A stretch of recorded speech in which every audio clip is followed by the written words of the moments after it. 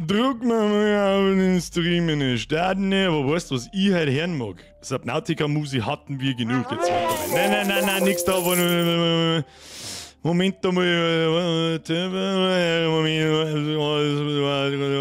da brauchen wir. In den Staaten, aber weißt du, was ich halt hören mag? Das ist ja klar, dass wir uns da selber hören. Machen wir die Scheiße jetzt da aus. Aktualisiert jetzt einmal ganz langsam.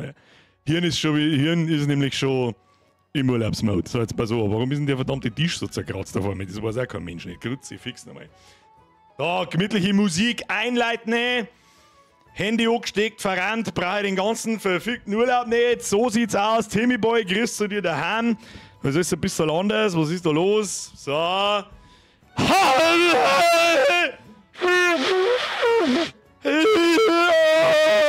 So, grüß Gott beieinander. Habe die Ehre an den Grafi, an den Bretensalz, den von hinten, den Schickslichs, den Harry Hirsch, den Legmorsch, den Harry Proper, den Sebi, am Raffi, den Simata, der Königin Elsa, der Steffi, den Domi, am Cinnamon, Hawk, an den Mr. Tobi, an den Robert, den Nieren, an den Zachen, der Rest fühlt sich gegrüßt. Gepflegten guten Abend zusammen. So, was tun wir nicht? Wie immer die allgemeine Frage, so, was haben wir sonst damit da so unmittelbar vor der Sommerpause? Ich weiß nicht, hergeguckt, 2 Stunden lang irgendeine Scheiße gehabt, und Punkt 10 über die Furt! Sag ich dir freiwillig, wie es ist!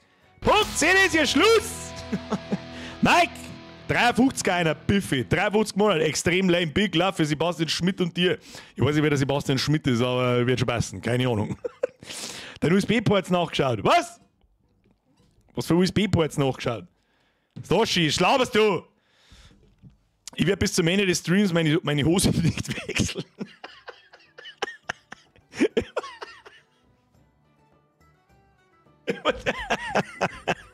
Herr Pommespanzer. Köstlich. Der Biergau ist süd bei dir, Hawk, Herr Patze, ja sicherlich. Wie schaut's aus? Kennst du das? Ich hab so, ach Gott, ich hab so lange keinen Urlaub genossen. Das ist jetzt natürlich ein bisschen eine dämliche Aussage, einen Monat nachdem wir 4 Tage in Ägypten waren, aber das war ja quasi kein Urlaub, nicht, das war ein Kurztrip. Ah, da ist keine Erholung. Da ist um 6 in der Früh aufstehen und dann hier Vollgas. Sabrina, Stolz, erstmal an, wünsche jetzt schon einen schönen Urlaub. Kuss auf die Nuss, Dankeschön. So, für alle an den Nachschau-Squad, Stopp, Schluss. Stefan lese ich gleich vor. Das hier ist der letzte Stream für die nächsten 4 Wochen. Wir sehen uns am Montag, den 2. September wieder. Es kommt aber am Sonntag noch mal kurz, das 2 Minuten Video, wo ich mich schnell herhocke und sage, ja, ich bin jetzt fort, ja, freilich von mir fort, keine Ahnung von da bis da, bla. Wieso, ich weiß das was es ist. Weiß das was es ist. Und wenn ich wieder komme, an dem Sonntag gibt es auch ein Video mit einer kleinen Vorschau, was wir so speien, was wir so deren und keine Ahnung. Da kann man uns ein Heidemängel drüber unterhalten. Was war jetzt? Okay, jetzt stell dir mal einer nach dem anderen. Stefan, Kuss auf die Nuss, 67 Monate, du bist der Geschubste. Sprengi! Viel Spaß Was? im Urlaub. Wer war das? Der Sommerpausen-Squad, viel Spaß im Urlaub. Biermann! Kuss auf die Nuss, merci, ihr habt es eh schon wieder kaputt gemacht. Wow, leck halt das, wenn da hinter mir der Greenscreen nicht steht. Das haben wir schon lange nicht mehr da, dass da nichts steht. Was mich voll geil anfuckt ist, dass das da hinten ausschaut, als sei der Flakscheinwerfer ohne Strahlen. Ich hab die 2 Strahler, aber die strahlen mich. Warum das da hinten einfach weiß ist, weiß kein Mensch. Und warum das Dark Souls Poster ausschaut, als soll eigentlich dort stehen, you died? Weiß auch keiner, ja, runtergefallen ist, was soll ich machen, ist ein Knick drin. War dumm. Timmy Boy, Kuss auf die Nuss, schönen Urlaub, ich kann leider nicht bleiben, muss Urlaubsvorbereitungen treffen. Gibt Schlimmeres, Timmy Boy. Hauen Sie sich hinein, habe die Ehre. Captain Tropic, mir jetzt wieder ein Resub Sprengi. Der Liberté, ja, zu anspruchsvoll war. Wenn OnlyFans schnallen ihren Content reißerisch anpreisen, ist das dann Clickbait. Ich dachte, mal, der Trottel. Du scrollst doch den ganzen Tag durch Reddit, wo du einen Scheißdreck findest, oder? Sagst du es? Können Affen rülpsen? Ich glaube schon. Und dann ist schon bald wieder Horror Oktober. Das ist richtig, ja. Gott sei Dank. Mein Maker! Nach der Sommerpause ist schon bald wieder Horror. Also, PS, der Chef liebt den Monat. Ja, das ist dann schon wieder. Ist schon bald wieder Horror Oktober. PS. Der Chef liebt den Monat. Mein Maker, Kuss auf die Nuss. Firefighter, merci dir. Schluss jetzt mit Donetten. Lasset uns sprechen. Über was kann man sprechen? Ich sag, ich bin so hart im Urlaubsmode, dass ich eigentlich, ich weiß gar nicht, was ich überhaupt sagen soll. Ich hab so krass mein Hirn runtergefahren, dass so ist bloß noch schön. Schreibt nochmal, was mich voll ganz aufregt, dass der Chat da in meinem Screen, der ist halt minimal, ich sag bloß grob, was ihr sagt, Welten schneller ist mit dem Chat, den ich da hab. Was ist das für ein Bums-Scheiß? Olivia schreibt, nein, der Bavarian Dream erstmal. Aus dem Whirlpool aussah. XD feine her. Neukraft leider nur a Bin wenig cool. deswegen Stream schauen im Pool. Das dauert so, über die Nacht mussten laufen lassen. Spaß und Entspannung im Urlaub. Merci dir! Loyala Vollbier Squadler. Mr. Bavarian Dream, Kuss auf die Nuss und danke dir. Was ist das für ein Whirlpool? Also so ein aufblasbar Ding. Haben wir mir auch immer gehabt. Wir haben ja mittlerweile einen neuen. Der steht aber dieses Jahr nicht, weil wir mir im Garten einiges vorhaben. Und da ist alles zugewachsen. Das ist so utopisch, wie schnell die Scheiße. Also, ja. Hab mir aber seit einer Woche so ein bisschen ins Gatteln hinein verliebt, jetzt nicht direkt. Aber ich hab mich dabei erwischt, wie er so. Ja, du Das weißt, gefällt was mir. das ist, ne? Bin ich draußen, irriere mich mal, kriege ich noch einen Schmalz in die Arme ein, dann ist Schluss mit den Nudelarmen. Tipp mal. Schlimm so als Bierstream verpassen, das will ich sehen. Ja, zum Beispiel Krebs. Sagen wir's, was es ist. Wünsche euch einen schönen Urlaub, Endstelle reicht, mehr als für den Zwickel. Dankeschön, den wünsche ich euch auch. Meinung zum Gladiator 2 Trailer. Ja, ich hätte mir nur ein paar mehr Farbe und mehr Hip-Hop gewünscht und dann darf ich vielleicht sogar ins Kino gehen. Macke, jetzt wieder eine 5 Monate, der Birger. Kuss auf die Nuss zurück, der Macke. Ja, genauso aufblasbarer war beim Obi Landshut heute obergesetzt. Ja, ich hab meinen damals auch, einen Intex damals obergesetzt. Auch beim Obi, nein, stopp, stimmt nicht. Da war ich mit dem Chef, das war echt so geil. Da war ich mit dem Chef, wie heißt denn der Globus im Blattling?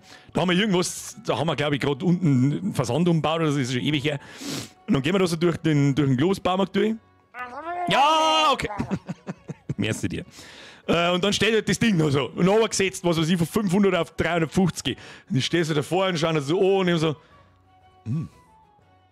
ja, ich habe erstens, ich habe kein Geld dabei, zweitens, ja, ich weiß es auch nicht. Dann steht der Chef so neben mir. Soll ich was leihen? Schein so, ist das der Ernst? Ja, lege dann halt schnell aus. Genehmigt er halt einmal was, kaufst du eh nix. Ja, okay. Und dann hab ich ihn daheim gehabt. So schlecht haben die gar nicht. Für das, dass er einfacher. Für mich gelangt's. Ja? Für meinen Krösus gelangt's. Der hat sehr lang gehalten. Ja, den hat es immer noch geben. Aber der war leicht. Du chillst halt die Kniescheibe. Wenn ich mich richtig erinnere. Exklusiv für dein Boot. Eine Entlöhnung für die Ferien. Alles Liebe aus der Schweiz. Alles Liebe in die Schweiz zurück, Mr. DM. Da für euch ein 50er da hinten, quasi ein 5er ist. Kuss auf die Späßle. Dankeschön, Kuss auf die Nuss. Schöne Grüße in die Schweiz zurück. Schön, dass wir einfach auch mal 3, 4, 5 Stück oder 5 Schweizer da herin haben. Beim Globus Leberkassimmel kaufen noch schnell einen Pool mitgenommen. Ja, genau. Wir haben da halt was gebaut und haben unser Ding eingebaut, Leberkasse, und dann haben wir schnell gefahren. Mr. Wave, merci. Jerry Birgi, ich hab heute bei der Pizzeria eine rohe Capricciosa bestellt. Die ist genauso angekommen wie der Lieferbub knusprig. Was? Schönen Urlaub, Air Wave, merci dir. Du bist auch schon ewig dabei, oder? Bavarian Dream! Ja, ich wollte den Scheißdrum unbedingt heute haben und nirgends hat es da was gegeben im Umkreis und was noch dazu kommt, wenn es die in der Obi-App anmeldest, habe ich noch anstatt 400 für 300 gekriegt. Sau gut, ist von Best Way. Ich muss kurz überlegen, wir haben den Intex nicht mehr. Ich weiß nicht, was das andere ist, irgendein Kinomann. Ist um Welten schlechter als der Intex-Ding. Der Intex kostet aber regulär auch 200 Euro mehr, glaube ich. Ja, wir haben also den Plan, dass wir einen Garten herrichten, so bis nächstes Jahr im Sommer und jede Woche einmal rausgehen und einen ganzen Nachmittag in den Garten investieren. Denn unser Garten ist verschissen riesengroß. Die letzten Jahre hat sich da kein Schwanz darum gekümmert, weil ich nicht der große Gärtner bin und weil mir der Garten auch wurscht ist, sage ich ganz ehrlich, aber so eine Terrasse war einfach mal geil. Und das ist sehr viel Arbeit und sehr viel Gedüdel und mal gucken. Und dann kauft man uns einen gescheiten. Also keinen festen, hingestellten Whirlpool, das ist utopisch, das Scheiß, den kostet 10.000 Euro, glaube ich. Einigermaßen passender. Und wenn's da... Dabei. Moin Geburtstag Tok. Heit nu Birger. Fieft. Scheinurlaub Österreich. Wer war und jetzt wo? nein. Keine versteckte Assenpilung grinsender Smiley. Keine versteckte Anspielung. Ja, noch nicht. Du hast ja noch nicht Geburtstag. Fühl dich in die Zukunft beglückwünscht. Herr Rössler, merci dir. Flea Frankie, merci dir. Der Birger, schönen Urlaub, schönen Vorabend. Nein.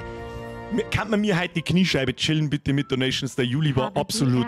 Ich weiß, vor allem in der ersten Woche, ich weiß nicht, was da los war, was da wieder... Auf mein Boot sitzen. Vor 2 WOCHN Kroatien oxuckt, weil's da mam grad nicht so gut geht und jetzt lieg ich...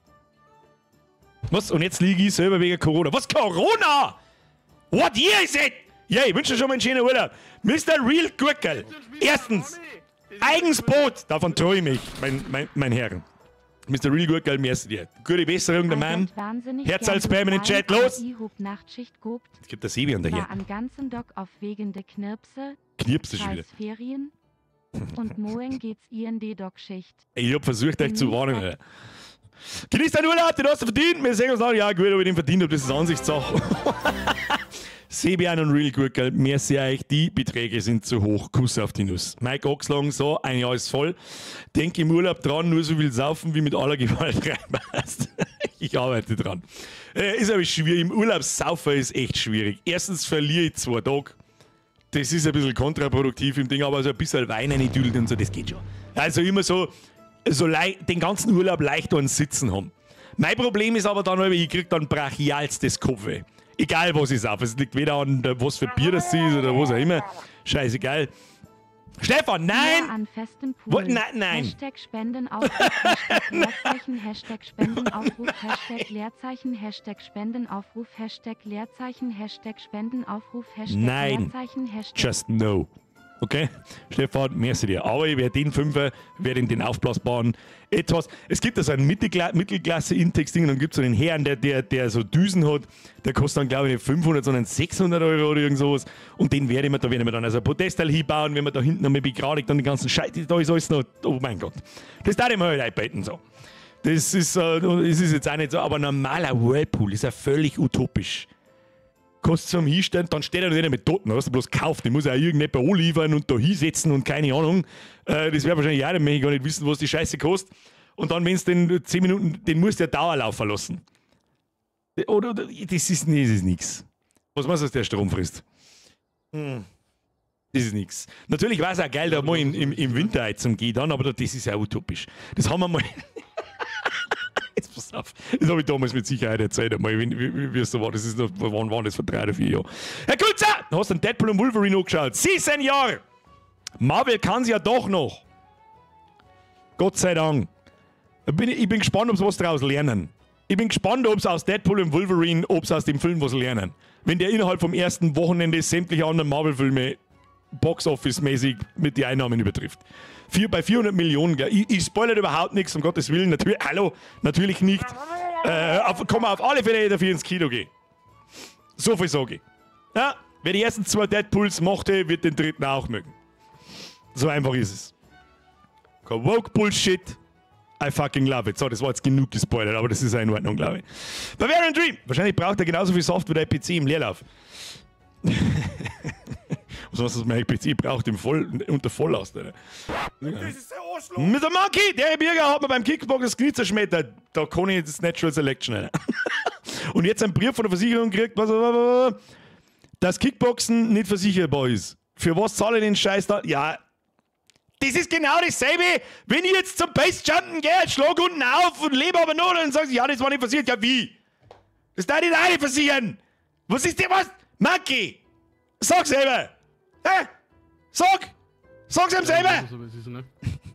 So, es ist 13 Uhr, machen wir jetzt einmal die Donation-Sounds da aus, sonst kriegen wir einen voll. Grave! Spende für Birgespool. Merci dir. Schluss jetzt. Grave, Monkey, merci. Bavarian, Herr Kulzer, merci. Stefan, merci. Gina, ein schöner Urlaub. Was ist eigentlich aus deiner Kuh geworden? Die ist fertig. Habe die Ehre. Voll, merci für dein Drilling. Bier auf dich. Trink 20 mit für mich. Kauft ein Badezuber-Bier. Was ist denn ein Badezuber? Grüßartig, was ist ein Badezuber? Please. Ich muss mich mal ein bisschen da gerade in den. Weißt du, was ich jetzt tue, Alter? So, wir haben 5 Folien, ich lege mich jetzt weiter. Ja, so, das muss klar sein. So, von da kann ich noch lesen, das ist gut. Sehr gut. Herr Rössler, wann spielen wo? Wo meinst du, wann spielen was? Wiki! Super fettes Merci für die Season. Die Chefin zirkt jetzt bei mir ein und ist schon Bier gehuckt. Wir freuen uns auf den Horror Oktober, Fragezeichen.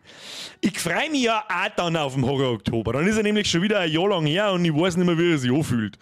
Das Gespanne dann in die ersten 2 Wochen dann wieder ziemlich schnell und dann hasse ich mich wieder ganz furchtbar selber, mag es aber trotzdem. Ja, Hassliebe halt. Stabile Seitenlage, Bernie, absolut richtig. Mike! Habe die Bürgerwünsche einen schönen Urlaub, viel Spaß und einen Blättschmerz, Urlaubsbürger, Urlaubsgeil, komm gesund wieder. Ich komme halb gesund wieder. Bürger, ich trinke eine Dosen 43 mit Mille auf die. Was ist denn eine Dosen 43 mit Mille? Wer Alkohol mit. Ja, gut, nein, das kann ich jetzt nicht sagen. Hast du jetzt das Rädel rausgeworfen? Was für ein Rädel? Ich habe mir die Bänder gerissen beim Apfelsaft holen. Was haben das halt für Chatnachrichten, Alter? Der Betsy mir schreibt, ich habe mir die Bänder gerissen beim Apfelsaft holen. Ja, im Haushalt passieren die schlimmsten Dinge. Jetzt halt du beim Kickboxen jetzt nicht auch gesagt, einfach so, ja, ich habe den Napf aufgeholt und bin ich ausgerutscht, jetzt habe ich kaputtes Knie. Versicherung wo? Nein, du darfst nie sagen, wie es wirklich war. Das ist ein totaler Kass. Was? Du kennst 43er mit Milch nicht? Nein. Teufel. Kriegst du das Kotzen, wenn ich es bloß lese. Ich wollte gerade, der Herr Baumgartner schreibt, das ist wahrscheinlich irgend so ein Likörding und das mit Mille, ja, voll Teufel, wer sauft denn seine Scheiße? Sag's selber! Schmeckt wahrscheinlich wirklich. Aber das ist halt so, ich weiß auch nicht, ich hab dann immer automatisch so ein bisschen, ist mir dann schon schlecht, wenn ich daran denke und so. Und ich denke, voll Teufel. Nein, das ist nicht ein White Russian, da ist auch ein Milch drin, oder nicht? Bürgerfan 69! Merkst du nicht, wenn es genau in den Zeitraum Urlaub hast wie der Bürger, aber der Urlaub ohne den Bürger ist Chef Frank. Wer ist denn der Chef Frank? Das war, glaube ich, ein Hund. Habe ich, glaube ich, gesehen. Merci dir. Aber kein Stroh, oder? Ist ein Stroh rum? Das ist ja kein Likör. Jetzt hätte ich fast gefragt, der Stroh rum ist dieser Likör. Nein, wer sagt denn das? Weiß ich nicht. Der Name Strohrum vielleicht, keine Ahnung. 43 mit Milch ist aber nichts Neues, gab es schon vor über 10 Jahren. Ja, das glaube ich schon, dass das nichts. Voll das Binärgetränk. Du trinkst, dir geht's gut und von jetzt auf gleich drehst du dich vom Hocker. Ja, das ist dasselbe, das kann ich aber auch Smirnoff auf Eis saufen. Das ist genau das Gleiche. Herr Reisdecker, Servus Bürger, mit so schönen Urlaub. Werd zu überbrücken die Elden Ring Streams noch mal anschauen. Dann wünsche ich dir viel Spaß bei. Das war übrigens eines meiner Highlights dieses Jahr, wie mir das zum Zocken zurückgezogen hat. So. Also mit so richtig, ich meine, zocken tue ich immer so ein bisschen der Hit-Düdeln, aber so richtig so, oh fuck, ran an den PC und reingezockt wie ein Behinderter. Gott sei Dank, dass ich die Kurven noch gekriegt habe. Das weiß ich noch kurz nach dem Juni-Urlaub. Habe ich dann so festgestellt, so fuck, jetzt müssen wir eigentlich einmal Elden Ring das Hauptspiel fertig spielen. Und dann habe ich so eine halbe Stunde gespielt und mir gedacht, oh fuck, Alter. Oh fuck, oh Gott, das kriege ich niemals hin in der kurzen Zeit. Fuck my fucking life. Und ich habe keinen Bock mehr jetzt da rein zum Spielen. Und dann habe ich es wieder ausgemacht und habe es Gott sei Dank nochmal angemacht. Und dann habe ich nochmal 30, 40 Stunden sehr viel Spaß gehabt. Sehr viel Spaß. Großartiges Spiel. Bezug nehmend auf den DLC.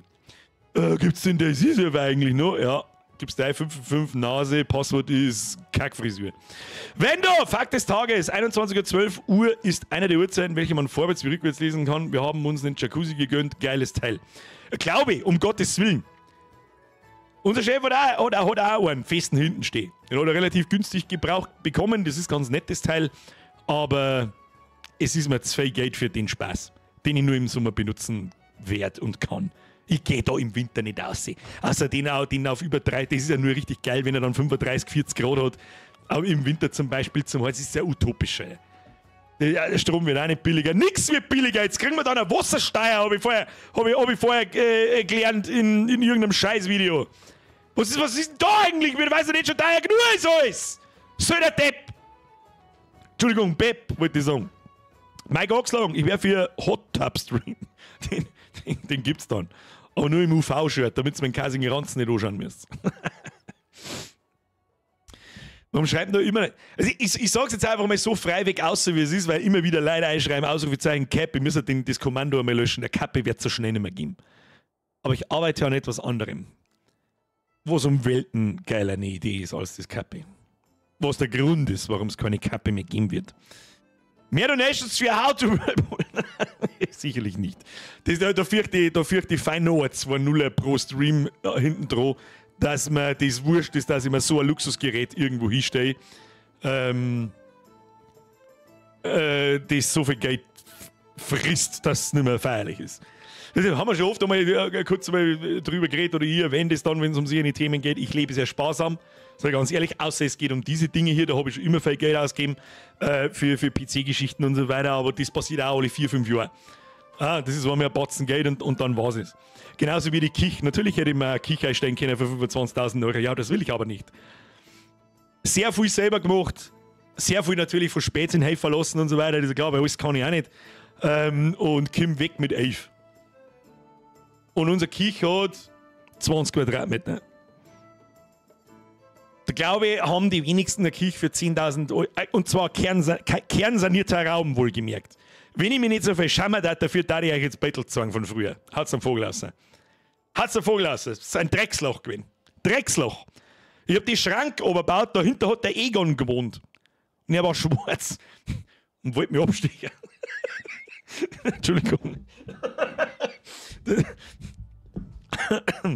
Ja, unfassbar gewesen, unfassbar gewesen. Habe alles gemacht, alles haben wir alles selber aus, Fußball habe ich selber verlegt, gut, den habe ich mittlerweile im ganzen Haus selber verlegt, das kann ich mittlerweile einigermaßen.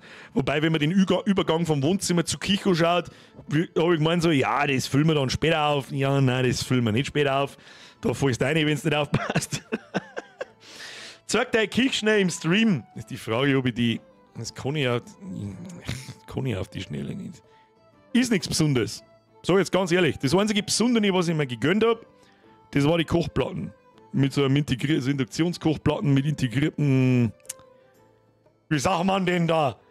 Warte, einen Brocken kann ich echt sagen. Warte. Denk mal das. Was ist denn jetzt wieder? Wieso wird denn dieser bloß. Mein so ein Scheiß. Warte mal. Oh ja, da sagt man ein bisschen was. Warte. Ja, da ist es noch nicht ganz fertig, aber fast. Sieht man da was? Da hängt halt noch nichts an der Wand. Da hinten, da ist noch ein Loch drin, hinten im Eck, weil das da noch nicht eingeschnitten ist. Die Spülmaschine hat noch keinen Deckel vorne drauf und so weiter, aber so schaut's aus. Stimmt, Dunstabzug wollte ich sagen. Ja, absolut korrekt. Und jetzt sieht man da einigermaßen was. Jetzt nicht die beste Art und Weise, Fotos herzuzeigen, ich weiß das, aber ganz was Einfaches. Ganz was Einfaches. Und nein, die Battle von der alten Kirche, das sage ich ein, das geht nicht. Das geht nicht. Es geht nicht. Da kriege ich einen Drachenlord stehen. Nein, so schlimm ist die. Aber ja, was ist das? Noch eben Speckbraten, Fenster putzen, oh. Ja, ich weiß nicht, wie weit das bei dir der Speck spritzt, aber einen halben Meter spritzt er bei uns nicht. Aber ja, hast schon nicht ganz unrecht, die Fenster. Aber ging leider aufmachungstechnisch nicht anders. Zwecks, da ist unser Abfluss, da ist der Wasser zu und so weiter und so fort. Sehen noch bloß 500 Leute, ja genau. Und die 2.000, 3.000, die sie hinten noch anschauen. Birgerslicker Orden, bitte mal durchlüften. Mein rechter Nachbar kriegt keine Luft mehr, weil es so heiß ist. Hörerin in der Buchs, fix! Warte. Jetzt, was du sagst. Hast du einen Futtertrog? Was ist denn der Futtertrog, Alter? Was für ein Futtertrog? Das ist das Waschbecken.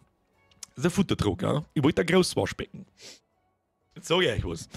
Weißt du, was ich die letzten fast 4 Jahre, nein 3 Jahre, da müssen wir jetzt liegen. Vor 3 Jahren war das letzte Mal da, der Rohrreinigermann. Ja. Weißt du, was wir 3 Jahre lang gemacht haben? Wir haben einen Eimer unter der Spüle stehen gehabt. 3 Jahre lang. Weißt du, was ich da habe, wie die Küche fertig war? Ich habe mir einen Stuhl genommen und eine Zigaretten, den Stuhl mitten in die Küche eingestellt, den Wasserhahn hingedreht, aufgedreht, den Lüfter eingeschaltet, also einen Dunstabzug eingeschaltet und in der Küche drin eine geraucht, währenddessen ich die ganze Zigaretten lang zugeschaut habe, bis das Wasser abläuft. Okay? Weil es einfach sein hat müssen. Und wie oft, man gewohnt sich ja daran, dass man nicht viel. Wir waren mal sehr wassersparsam in den 3 Jahren. Weil du halt einfach immer denkst, jetzt tritt voll Wasser, das ist da los. Geht in den Eimer und wenn er dann 3/4 voll ist, musst du ihn ausleihen. Und ich hab keinen Bock! Okay? So. Und da wird man sehr sparsam. Wie die Küche fertig war, wann waren die jetzt fertig? Vor 2, 3 Wochen oder so, dass zumindest alle Elektrogeräte mal drin waren und dass der Ablauf geht und der ganze Scheiß war vor so 2, 3 Wochen. Und wie oft, dass ich trotzdem hast du mal ein wenig Wasser im Glas oder irgendeinen Scheiß, möchtest wegschütten, wie oft, dass ich trotzdem ins Bad gegangen bin und das da ausgeschüttet habe, weil, ach, da ist wieder bloß der Eimer voll in so einen Scheiß. Bis ich gespannt habe, dass da das Wasser mittlerweile abläuft. So bin ich drin gesessen. Wow! So.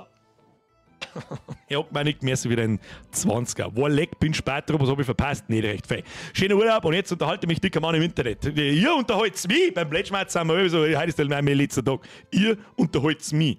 Enjoy the little things. Ja, schön. Dann merkst du dann erst einmal, wie dermaßen wertvoll fließendes Wasser und ein verdammter Ausguss ist. Heilige Scheiße, Mann. Naja. Aber bloß damit ihr mal ungefähr das Ausmaß erahnen könnt, wie die alte Kirche beieinander war. Das war so geil. Das war der Nadine, die alte Kirche. Die ist dann, wann ist die zu mir gezogen? 2014? 15? 15, eher 15, weil seit 2014 sind wir zusammen, ein Jahr später ist zu mir gezogen. Und dann ist sie aus ihrer Wohnung raus und sie hat da bei der Einmietung die Küche übernommen. Die habe ich abgebaut und bei ihr war das ein L.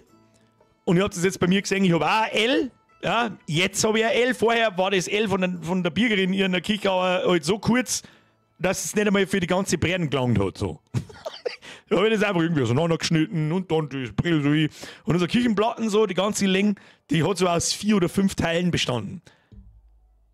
Geht einmal so, dann so. If you know what I mean. Lieber in der Küche als im Scheißhaus, das ist richtig. Packt zusammen, in Villach ist Dorfkirchtag. Ja, freilich. Merci für den Euro. Sag gut, jetzt haben wir schon einen linken und einen rechten Hoden im Chat. Ja, wir haben alle. Wir haben alle Hoden im Chat. Der 4 ist dünn, richtig. Nein, aber jetzt ist das richtig stabil. Also mit dem, so 100, wir haben vorher auch so einen Ofen gehabt, der war fertig ohne Ende. Ist ja wurscht. Das war ganz nett, das war auch unten, der war zum Ausziehen. Ja, das ist wie ein Schubladen. Und das bin ich mein Leben lang gewohnt, das Ding. Fast. Also der war nicht 30 Jahre alt, aber 20 war oder 25 Jahre alt. Und das bin ich mein Leben lang gewohnt. Das ist so schön, du kannst einfach rausfahren und hast die Pizza vor, dann nimmst du es einfach und gehst davon. Und die neuen Scheißdrecksöfen, ich habe keinen anständigen gefunden mit so einem Schuber. Da geht jetzt die Klappen nach vorne auf. Die kleinen Dinge, die nerven mich dann schon wieder. Aber dann schaue ich wieder einen Wasserhahn an. Ha? Dreh den kurz auf, schau dem Wasser beim Ablaufen zu und denk mir so, ha! Bitch! Bierger 1, Ablauf 0. Den habe ich meine Oma gekauft. Was hast deine Oma gekauft? Mittelhoden, wo? Da brauchen wir noch einen Bierger Zipfel. Da brauchst aber 4 Accounts. Nennen wir es, heißt es Backwagen? Ja, weil, was weiß ich bin keine Küchenfachkraft. Schubladen! Den Backwagenofen. Ja, so einen hätte ich vielleicht kaufen sollen. Das ist das Einzige, was mir ein bisschen nervt. Das ist so ein. Leben lang geht sie mit 30 Jahren nicht aus. Jojo. Wir Weiber haben einen ganzen Sack voller Eier, das stimmt. Sogar 2.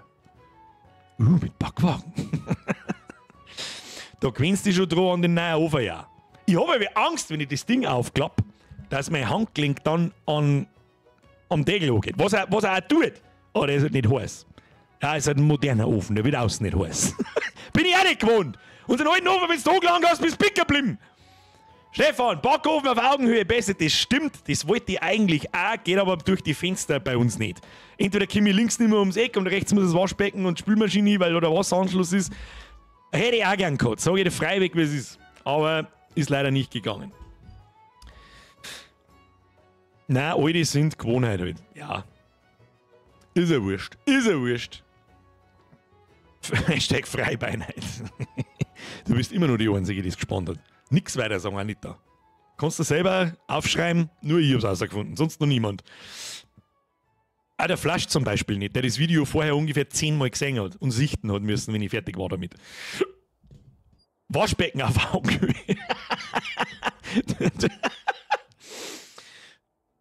War der noch mit Holz oder schon Strom? Ja, der war schon mit Strom. Stellen ihn ins Fenster, sehe ich das Problem nicht, lul. Nein, aber lass zum Auskühlen nicht offen, nunst haust du als Schimbar so oft an. Das, natürlich lasse ich den nicht zum Auskühlen offen. Ich habe vor einer Zeit im Bayernpark jemanden gesehen mit einem Vollbier-Squad-Shirt. Das nächste Mal übrigens, jeder, der jemand anderen mit einem Vollbier-Squad-Shirt sagt, muss hingehen und ihm kommentarlos ein High-Five geben. Und wenn er fragt, warum, dann teilst du auf sein T-Shirt. Und dann kriegst du ein High-Five und so entstehen dann nämlich Bekannte und Freundschaften. Weißt? Stefan, Backofen auf Augen, das habe ich noch gewesen, passt. Der Bavarian Dream auch noch. Jetzt, wenn du noch 5 Minuten über die alte Küche redest, dann musst du es auch herzagen. Nein, jetzt reden wir nicht mehr drüber. Also mein Ofen ist App-gesteuert mit integrierten Bratenthermometer. Also einen App-gesteuerten Ofen brauche ich nicht. Ich bin schon froh, wenn ich einfach einen Timer einstellen kann. Und dann läuft der ab und dann piepst der. Dann bin ich zufrieden. Okay? Hey Birger, wie schaut's aus, lieber Schweizer oder bayerischer Wurstsalat? Schweizer. Weil ich einfach der Schweizer hat da einfach ein bisschen mehr Ahnung wie mir. So wie das ist, da ist einfach ein Kast drin und der gehört für mich da rein. Ist so dann auch kein reiner Wurstsalat irgendwie mehr, aber ja. Ich hab doch auch mehr einen How-to-Wurstsalat gemacht. Kennst du wieder nicht. Jetzt gehst und suchst nach How-to-Wurstsalat. Schaust dir jetzt an, dann kommst du wieder. So. Herr Kappetz, 55 Monate, schöner Urlaubschef. Merci dir. Ich hoffe, ihr seid natürlich dann in 4 Wochen noch da. Ich gehe mir schwer davon aus. Das war die letzten 7 Jahre so. Wird schon passen. Bezzini schreibt, so einen Ofen hatten wir auch. Und einen Top-Lader Geschirrspüler hinten im Eck, der ist mir lange abgegangen. Ja, einen Geschirrspüler haben wir mit dem alten auch gehabt. Der übrigens auch in den Eimer eingelaufen ist. Und dann natürlich voll war. Und wenn du ihn zu lang laufen hast lassen, in meinem Full-Programm, dann ist er übergegangen. Was auch 3-4 Mal passiert ist. Sehr schön, wenn du heimkommst und rutscht der Kiech aus, weil 2 Meter Haus Wasser drin steht. Herzlichen Glückwunsch. Aber ist eh wurscht, machst das Fenster auf, das drückt schon. Der harte Kern wird da sein. 6. Mein Ofen ist auch App gesteuert, wenn der Rauchmelder piepst, ist es erst fertig. Dafür ist meine Spülmaschine-App gesteuert. Aber ich verbinde mich da nicht. Was soll denn der Kass? Solange, ich weiß ja gar nicht, kann ich die dann über die App auch starten und ausschalten, das weiß ich nicht, das habe ich noch nicht probiert, dann ist es ganz nett. Aber ganz ehrlich, nachdem ich es voll eingerannt habe, drück auf Start, brauche ich keine scheiß App. War schon verwirrt genug, dass neue Geschirrspüler am Boden blinken, wenn sie laufen. Ja, muss ich immer jeden Scheißdreck einverlassen. Bürger besänft, how to Wurstsalat. Sollen wir das machen? Sollen wir uns mal ein altes Video anschauen, oder was? Sollen wir auf unsere eigenen Sachen reagieren? Von wann waren das? So, how to Wurstsalat. Bürger. Ja, und der Bums. 4 Minuten 35, ich habe überhaupt keinen Bock, jetzt meine eigenen Videos so zum Schauen. Ich sag das, was ist. Max! Ach Gott, du Gott, verdammter Irrer, was ist denn mit dir, Alter? Ist das jetzt da nicht unten? Der Chef, da hast du irgendwas mit Sommerpause, das investierst du dir überlassen in grünes Oberösterreich, was du da kriegst. Und alle anderen übrigens auch. Jetzt ist eine Ruhe mit verdammter Rumdonaterei, seid nicht ganz sauber. Ich weiß nicht, was da im Juli passiert, ich weiß nicht. Schluss, guten Morgen miteinander. Maxl, merci dir. Merci auch für die ganzen anderen Donations und auch für deine vorherigen und für alle anderen von alle vorherigen. Zu der Dankessage kommen wir später. Das ist zu viel, du weißt es. Du weißt es, aber es ist der Wurscht, deswegen... Kuss auf die Nuss! Schluss mit dem Schund! Ich weiß, was ich jetzt tue. Weißt du, was ich da damit tue? Da lade die Bürgerin im Urlaub zum Essen ein. So schaut's aus. 2 Mal wahrscheinlich sogar. Schluss jetzt damit. Strike dich selber, jawohl. Sei froh, dass deine Küchengeräte noch nicht AI gesteuert haben. Ja, wird auch kommen. Ich weiß nicht, was mein Geschirrspüler AI gesteuert werden braucht. Schon eine Spur in Aussicht für den Urlaub. Ich wollte eigentlich Fallout London spielen. Aber das ist schon wieder so dermaßen behindert, kompliziert zum Installieren und nur zum Rumpimmeln. Und dann brauchst du einen GOG-Launcher und dann brauchst du einen Vortex-Mod-Installer. Oder wenn du das manuell machst, musst du erst mal 8 Seiten Anleitung da gehen. Leck mich. Dann sollen sie einen Scheißdreck selber spielen. Nein, weiß ich nicht tatsächlich. Weiß ich tatsächlich, heute ist die neue TFT-Season gekommen, habe ich heute am Nachmittag ein bisschen der Heat-Düdel, die schaut nicht schlecht aus, aber ich brauche noch ein bisschen, um mich hineinzufuchsen, bis ich die Helden wieder auswendig kenne. Burn Dream! Was ist gut war, mal die ersten Videos von dir anschauen. Das machen wir normalerweise zum Jahrestag. Das machen wir nächstes Jahr im Mai. Da wird der Kanal dann 8. Leck mich doch am Arsch, Alter. Wir machen nächstes Jahr, wir machen jetzt das seit 7,5 Jahren. Das ist unfassbar eigentlich. Es ist unfassbar. So unfassbar eigentlich. So, ich kapiere es überhaupt nicht. Und es wird immer schlimmer. Aber das gefällt mir im Zeitvergehen. Es ist so krass. Mir kommt es vor, als wäre der DayZ-Server so 2-3 Monate her. Maximal, so fühlt es sich an. Das war vor über einem halben Jahr. Im fucking Januar. Die Horror-Indie-Games fühlen sich auch, als wären es vor ungefähr einem halben Jahr. Nein, die waren fast vom ganzen Jahr. Ich weiß nicht, was das soll. So ein bisschen aufpassen müssen wir vielleicht, dass das Leben nicht so an einem vorbeizieht. Ja, naja. Läuft dein PC eigentlich gut? Intel hat ja aktuell Probleme. Bei mir fällt überhaupt nichts. Und hat auch, ich habe nicht seit wann, ihr wart ja dabei, wenn wir ihn zusammengebaut haben, die meisten wahrscheinlich, Februar vor einem Jahr, 4090 i13 blub irgendwas, fällt überhaupt nichts. Ich habe noch nicht einmal Probleme gehabt. Außer, wenn ich mein RAM-Profil einstelle mit diesem Xamp-Dingsbums oder wie es heißt, mit diesem Extreme Profile blub irgendwas, dann hat es am Anfang einmal angespackt. Das habe ich seitdem nicht mehr ausprobiert. Dann müsste ich wahrscheinlich einmal auf Windows 11 Upgrade. Vielleicht bringt das was aber auch wurscht sein darf. Keine Ahnung. Anita! Und das Fleisch schießt der Geld um mich. Grüß Österreich! Da habe ich auch kein schlechtes Gewissen dann, wenn das Geld von Österreich nach Bayern wandert. Ha? Ist bei uns genauso gut aufgekommen wie bei euch und so wie mir das den Anschein macht, habt ihr da jetzt viel davon. Anita, Dankeschön. Starshik! Schlecht. Schlecht. 13800K ist betroffen von den Problemen, da hat es im Auge behalten. Warte mal, ich habe einen 13900K, glaube ich. Wo sagt man das auf die Schnelle? Also ich weiß das nicht auswendig, das ist mir aber halt auch scheißegal. Ich habe gesagt, ich gebe brutale Maschinen, wird schon passen. Systeminformationen, ja, ich habe einen i9 13900K. Also ich habe auch nichts gespannt, also gar nichts. Bei mir feiert überhaupt nichts. Bei mir feiert hinten und vorne gar nichts. Keine Ruckler, keine, wie sagt man, mal drin, Frame Drops oder Ruckler oder irgendwas, wo kurz mal was hängen bleibt, gar nichts. Weder mit Programmen noch mit Spielen, feiert überhaupt nichts. Da schreibt jetzt auch wieder irgendjemand, 13900K und 1400K sind betroffen. Da oben schreibt irgendjemand, also 13900K ist betroffen. Ja, bei mir feiert nichts. Keine Ahnung. Jetzt kennen sie natürlich der AMDler oder eigentlich, kennst du das Meme, wo der andere die sei Schlaufen im Gesicht hat? Sei und so ist halt First Time. Ja. Was bei uns ruckelt dann, oder was passieren da überhaupt für Fehler? Bluescreens und so weiter. Totalausfall, oder? Windows-Taste und Pause zeigt. Echt? Nein, das drückt jetzt nicht, weil da kommt bloß, das vertraue ich jetzt nicht. Es ist vielleicht nämlich ein besserer Troller als alte 4. Alle 13er, 3 bis 13er, 100 und 14er, also die komplette 13er und 14er Serie ist betroffen. Da hätte ich schon lang gespannt. Also, da hätte ich schon lang was gemerkt davon. Bin ich mir sicher. CPU kann sterben. Ja, dann habe ich Pech gehabt. Fällt es dann unter Garantie? Eigentlich müssen wir ihn gleich sterben lassen dann. Ja, mei. Hilft ja nicht, Pech gehabt. Pech gehabt. Das zählst mir jetzt auf, wie oft das bei Intel jemals vorgekommen ist, so ein Problem, und dann reden wir über AMD. Na, Windows plus Pause ist Settings von PC. Muss man schauen, da geht es um Korrosion zwischen den Schichten in der CPU, also zwischen die einzelnen Schichten, und dann ist er Schrott. Und da kommt jetzt dann ein Upgrade. Ja, aber wenn das ein Hardware-Problem ist, wie soll es denn da noch ein Upgrade geben? Also das mit zwischen die Schichten und so weiter, das hört sich für mich an, als wäre es ein Hardware-physikalisches, ich habe das Ding in der Hand Problem. Dass da was falsch gebaut worden ist, oder konzipiert oder konstruiert worden ist.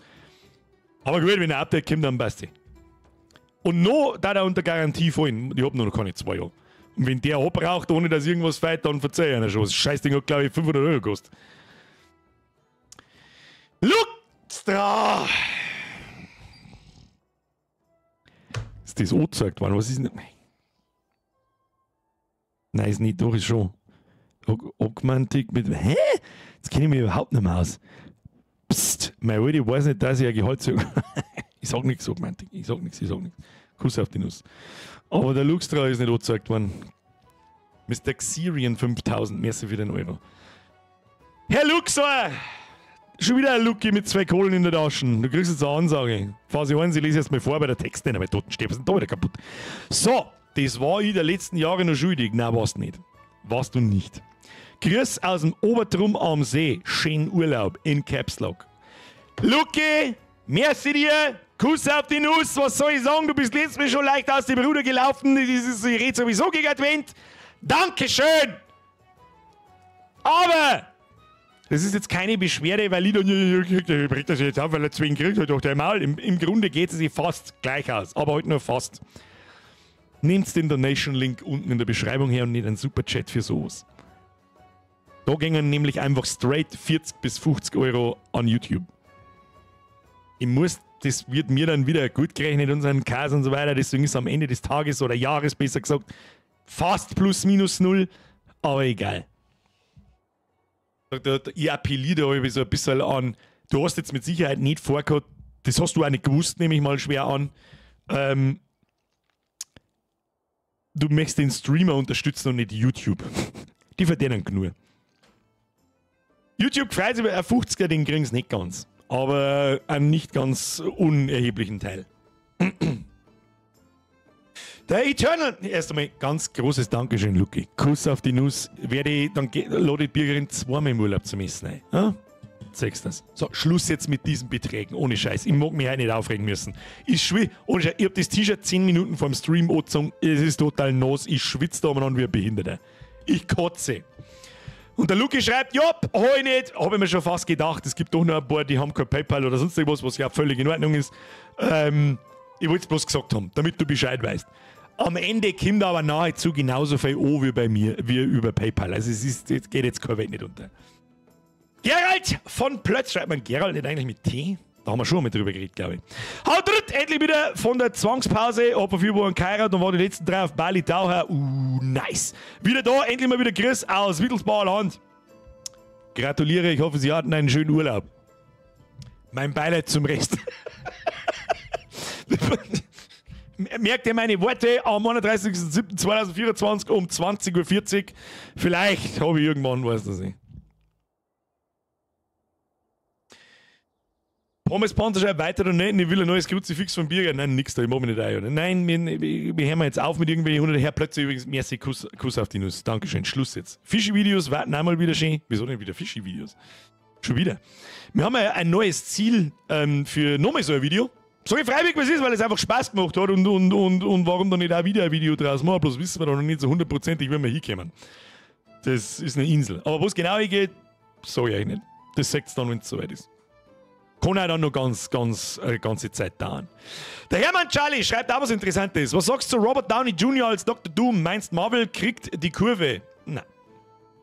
Glaube ich erst, wenn 2, 3 stabile Filme kämen, wie aus der Endgame-Zeit, die 10 Jahre vorher. Die ganze Scheiße danach, das kannst du alles sagen. Was ist denn da? Was? Ich kann. 3 Monate erst. Hoffentlich macht es noch lang. Ich werde nicht abhauen. Und selbst wenn ich weiß gar nicht, was passieren müsste, dass ich es nicht mehr tue da. Ja? Das hab ich da, bevor 3000 Leute im Stream herin waren. Das habe ich da, wenn 500 Leute herin waren. Das habe ich da, wenn 5 Leute herin waren. Oder mal 50 ganz am Anfang. Ja? Wird nicht langweilig. Becky! Ich hab schon gesehen, da steht wieder in Caps Lock ganz groß. Wir haben ja immer noch nicht herausgefunden, an was das liegt, dass manche Donations so gezeigt werden, manche nur kurz, manche gar nicht. Das weiß kein Mensch nicht. Becky! Solala, weil es da schießt, sein lichtes Haar bedecken will, muss ich nun nochmal, wenn die Dringlichkeit klar machen. Cap. Dankeschön für die Aufmerksamkeit. Cap. Bestell doch in der Sommerpause am Cap. Eher nö.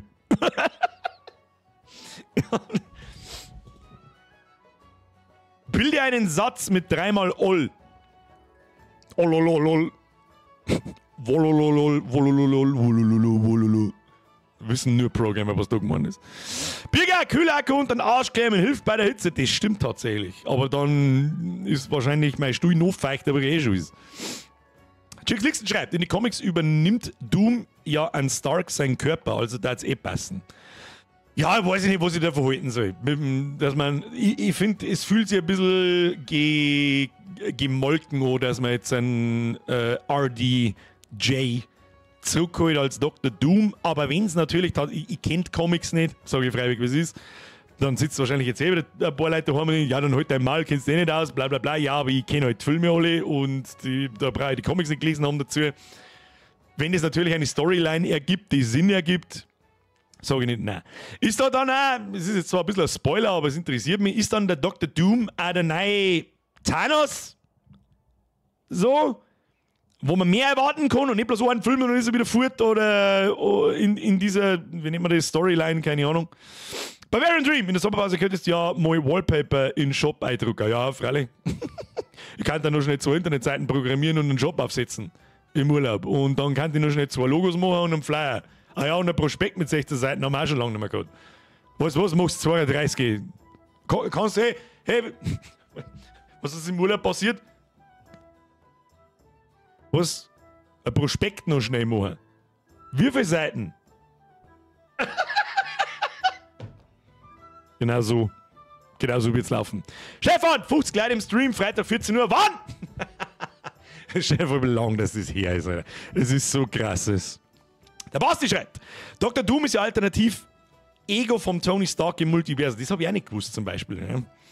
Ich gönne mir jetzt erstmal einen Rauch mit gutem Zusatz. Ja, boah, Blut, hauen sie sich hinein. Meine Pflanzen, ja gut, unten haben wir schon mal drüber geredet. Meine Pflanzen werden unten ein bisschen gelb, weil ich nicht der zuverlässigste Gießer bin auf der ganzen Welt. Aber sie schauen oben um mich schon noch gut aus. Die zwar ein bisschen kleiner, haben mittlerweile so einen Meter 20. Ja, ging mir so bis zum Ranzen her. Und die große geht mir mittlerweile bis daher irgendwo. Also der hat so 1,60 Meter, 1,70 Meter vielleicht mittlerweile langsam haben. Und oben schauen es gut aus. Und langsam fangen auch die kleinen Blütenwürstel, weiß nicht, wie man es nennt, ist ja vollkommen wurscht, langsam mehr zu werden. Und dann schauen wir mal. Der Marvel-Manager schreibt, erzähl halt bitte keinen Mist. Ich hab keinen, was, so ein Krampf, wo aus den Doom ein Alternativo, das Ego von Stark. Oh Gott, jetzt geht das los. Ja, schlagt euch bitte woanders einen Schäl ein. Stimmt, so war das, habe ich mich jetzt ein bisschen verhauen. Soll ich da eine vollautonome Anlage basteln? Habe ich auch schon mal selber drüber nachgedacht, so schwer war es gar nicht. Aber ja. Ach, der Oma hat, ihr diskutiert da schon die ganze Zeit über die Comics von du. Ja, deswegen äußere ich mich ungern über Marvel-Filme. Weil dann sitzt irgendjemand daheim mit einem Stoß 2 Tonnen Comics und belehrt mich dann, was ich zum gut finden habe und was nicht. Und ja. Bats heißen sie, oder? Haben die schon Bats? Nein, Bats haben sie erst, wenn es so, also hat man ich zumindest gedacht, wenn es, ja, die Knospengnädel. Wann gibt es eigentlich vom neuen Merch ein Poster? Ein Poster gibt es vom neuen Merch darum nicht, weil es ja dann seinen Zweck verfehlt, weil du wirst ja das Poster nicht im Urlaub aufhängen.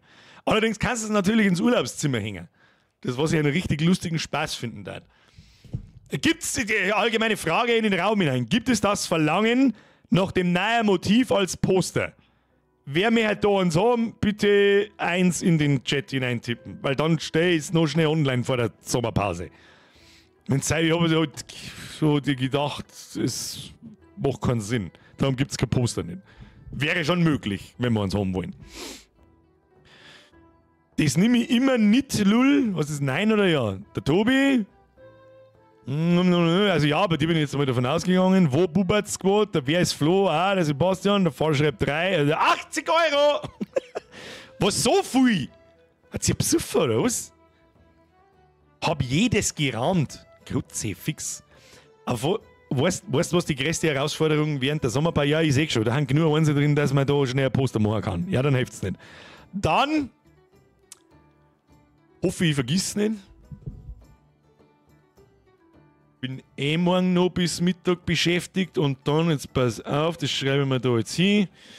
Poster vom neuen Motiv plus Discord geschissen. Da, wer nicht im Discord ist, ab ins Discord. Link ist in der Beschreibung unten. Da werde ich das dann bekannt geben morgen, wenn es recht ist. Was passiert im Horrorherbst? Ist das Lied für den Winter schon fertig? Was für ein Lied für den Winter, Alter? Aber ja, es gibt schon eine kleine Spieleliste. Aber da setze ich mich erst nach der Sommerpause auseinander damit. Sag ich dir, was ist. Ich versuche jetzt alles so gut, wie ich kann, aus dem Kopf herauszubekommen, was das da betrifft, was ab morgen Nachmittag die Arbeit betrifft, etc. Und nur 10% kaufen es dann. Ja, ist wahrscheinlich halb so. Hilft nicht. Du, wenn es bloß einer kauft, dann hat es sich auch schon rendiert. Ich meine, das ist für mich der Aufwand, das Ding halt druckfertig zu machen, den ganzen Scheiß, meine Güte, nein, aber dann lassen wir es halt online, das ist ja wurscht. Da verliert jetzt keiner. Da verliert keiner was. Hab jedes für 120 € eingerahmt, was es von dir gibt. Alter, was bitte? Ja, okay, dann haben wir einen Sammler vor uns. Sonst irgendwelche Posterwünsche? Ihr müsst mich daran erinnern, dass es immer noch kein Vollbier-Squad-Poster gibt. Es gibt das Logo nicht als Poster, das hier. Wer es vielleicht auch immer noch nicht kennt, keine Ahnung, kann man nicht vorstellen, dass irgendjemand da ist, der das Ding nicht kennt. Läuft übrigens immer nur eine Klage gegen Amazon. Ich weiß nicht, ob ich darüber reden darf, aber mehr sagen wir nicht. Aber gewonnen haben wir, das weiß ich. So viel weiß ich. Als Badetuch wäre auch nice. Ja, das hat leider Spreadshirt nicht. Aber ja, stimmt, als Bodytuch war das neue Motiv natürlich super awesome. Da hast du absolut recht, Herr Schnutschi. Ja, haben wir jetzt aber Zeit, das ist richtig, ja. Ja, das machen wir nach der Sommerpause dann, das Vollbier-Squad-Shirt, weil das, Poster. Weil das ist nicht einfach bloß das Logo auf schwarzem Hintergrund, sondern da muss, ja, mal gucken, da fällt mir schon was ein. Hätten wir bei die Merch-Poster so einen Rahmen rundum, dann das leichten Rautending und in der Mitte ein fettes Logo, dass das schön passt. Das muss schon passen. Ich muss schon passen und gut ausschauen, einen Scheißdreck hau ich nicht. Logo als Sticker, wo? Das Logo gibt's als Sticker. Oder? Müssen wir schauen. Ich mein Shop nicht auswendig, Entschuldigung. Shop! Was haben wir da? Hier Sticker. Vielleicht gibt es denn da einen Sticker da, Zwiegel 50. Das ist wirklich ein Witz wie da, aber gut, die haben auch ausgeschnitten und ausgestanzt und transparent und so ein Scheiß. Da. Achtung, kann ich das da posten?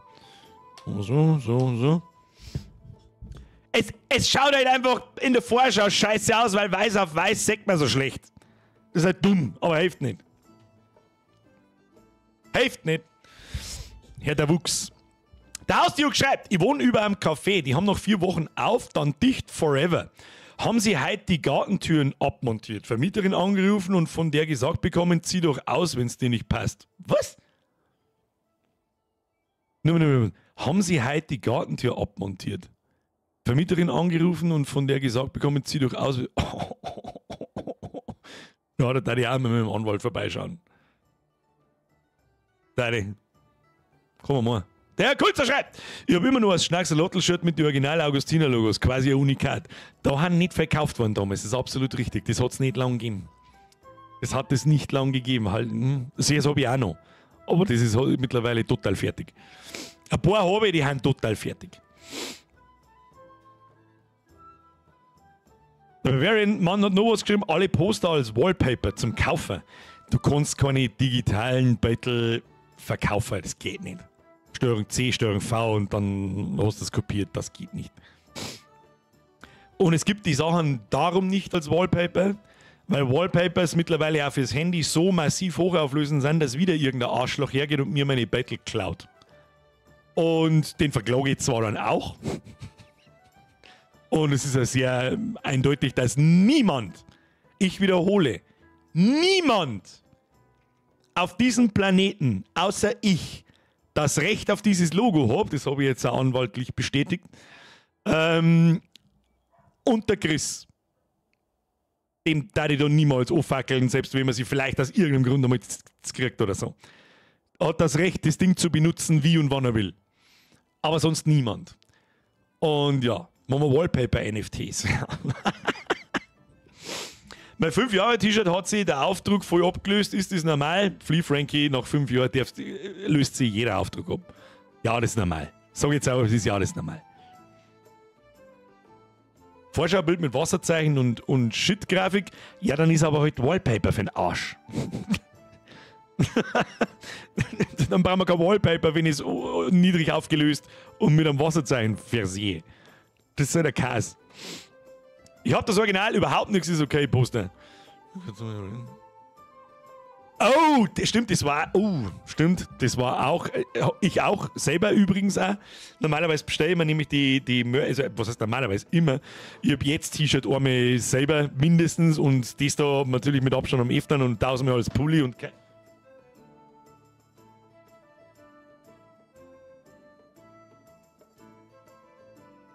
Oktober, bist das du?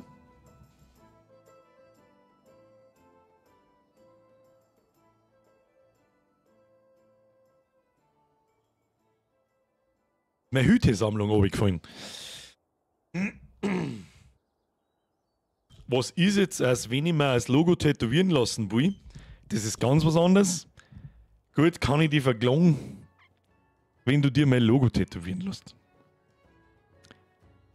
Ich glaube schon.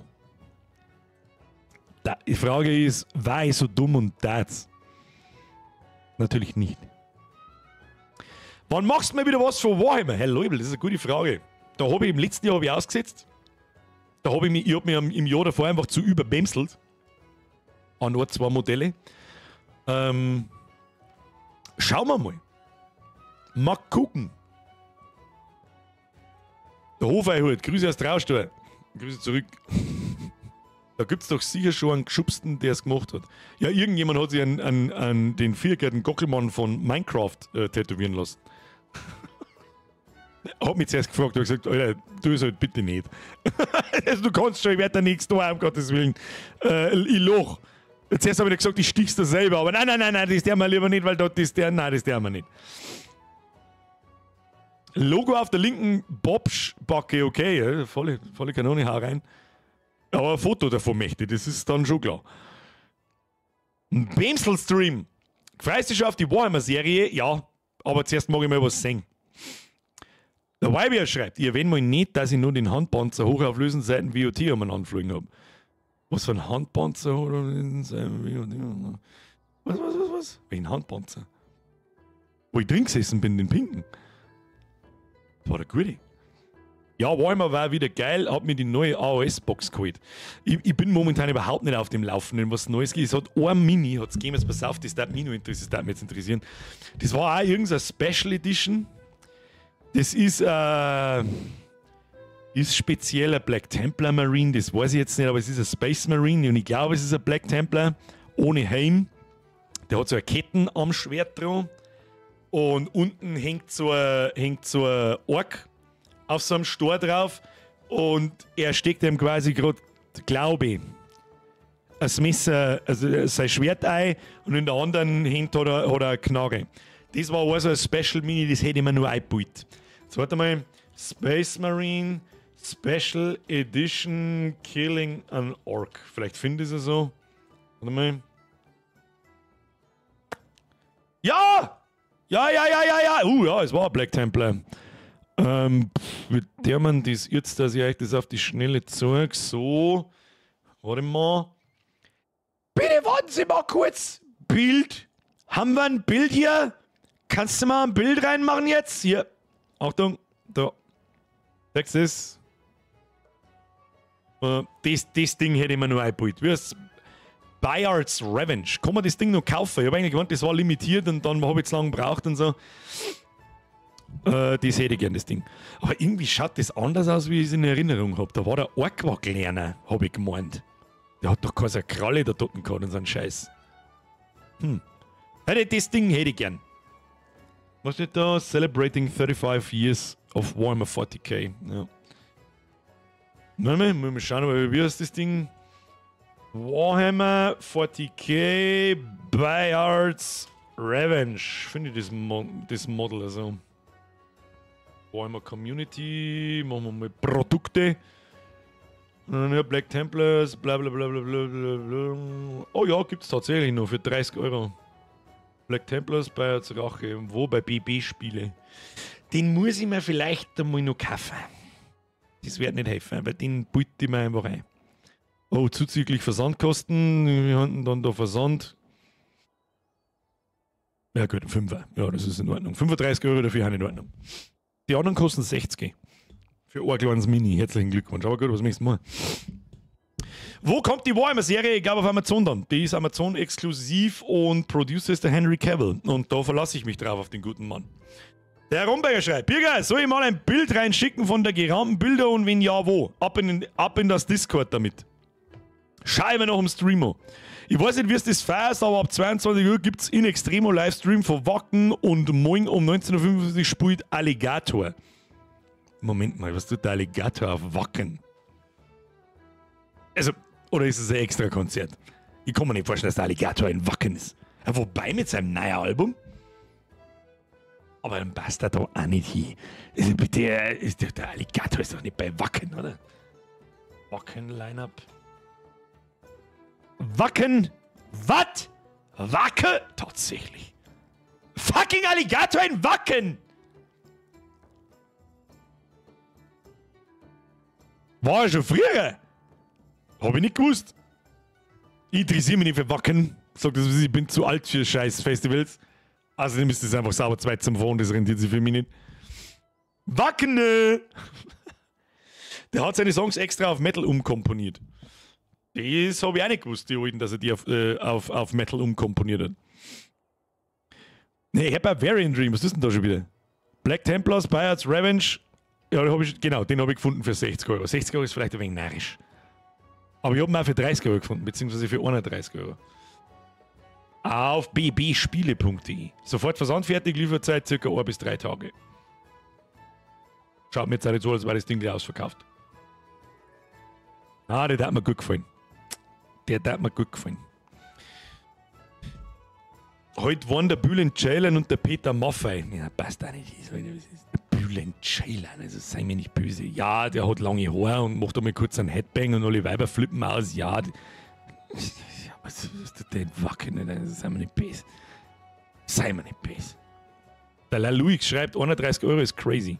Ja, ich habe irgendwie das Gefühl, dass da stimmt was nicht. mit den 31 Euro kriege ich dann jemals, ich weiß es nicht. Aber wenn die anderen gleich 60 kosten, naja. Hast du schon Electric Call bei Ratatata geschaut? Ja, sicherlich. Wackel, schon lang vorbei, du Spaß hab. Ja, Gerald von Plötze, Entschuldigung, die habe ich auch übersehen. Sag mal, wir werden da voll, pass ich bloß nicht auf oder kriege ich es nicht mehr mit? Herr Plötze, merci dir. Dann hoffe ich, dass es in Ordnung ist, dass ich das Vollbisquad-Logo im Partykeller gesprayt habe. Ja, natürlich. Es ist ja gar, es geht, schön, ne? damit da jetzt niemand Angst haben braucht, oh Gott, der klang den seinen Sachen ja nicht an und du ja nicht, der bringt die um. Überhaupt nicht. Es geht darum, wenn jemand hergeht, meine Motive nimmt und die als seine eigenen verkauft. Ja? Und damit irgendwie versucht, Geld zu machen, dann kriege ich einen Sehen. Das tue ich nämlich auch nicht. Sachen von anderen. Ich gehe nicht her und klaue am Christ die Beutel. Ja? Das ist halt untereinander ausgemacht, hey, ich zeige ab und zu der Heftel her und mache da Werbung und erwähne natürlich auch bei jedem Merch-Ding und so weiter und so fort. Und im Gegenzug übersetze ich seine Heftel auf Borisch und dafür zeichnet er mir einmal im Jahr so ein Motiv ungefähr. Und ja, mehr ist er mittlerweile nicht mehr. Der Wuchse ist raus! Hauen Sie sich hinein, wir sehen uns am 2. September in alter Frische. So schaut aus. Kann mir da jemand helfen, dass ich es in den richtigen Discord-Chat schicke? Tobi, das kannst du schicken, was du möchtest. Einfach im Blödschmerz ein. Also, wenn ich irgendjemandem sage, haus einfach in den Discord, da brauchst du nicht Obitur, dass du es im falschen Channel schreibst. Also sagt kein Mensch was. Alles gut. Haus hin, was du hier haben kannst. Wager, Sepp, aber dritt, hast du vom IT-Praxis Dr. Bauer gehört oder gesehen? So könnte ich mich dich als ITler vorstellen. Schönen Urlaub dir. IT-Praxis Dr. Bauer, na. Was ist das? Ist das ein Videomann oder was? Aber da kommt sogar ein gleich. Was ist da? Let's skip the blah. Was ist das? Let's skip the blah. Was ist das? Nein, das kenne ich nicht. Nein, das kenne ich nicht. Der Geime für Sepp. Bin spät dran. Grüß dich, was habe ich verpasst? Nicht für einen Haufen Dummschmerz. Bin immer noch in Mittelfranken. Nee, ja, suchst du mal die aufgeschwemmte Wulzau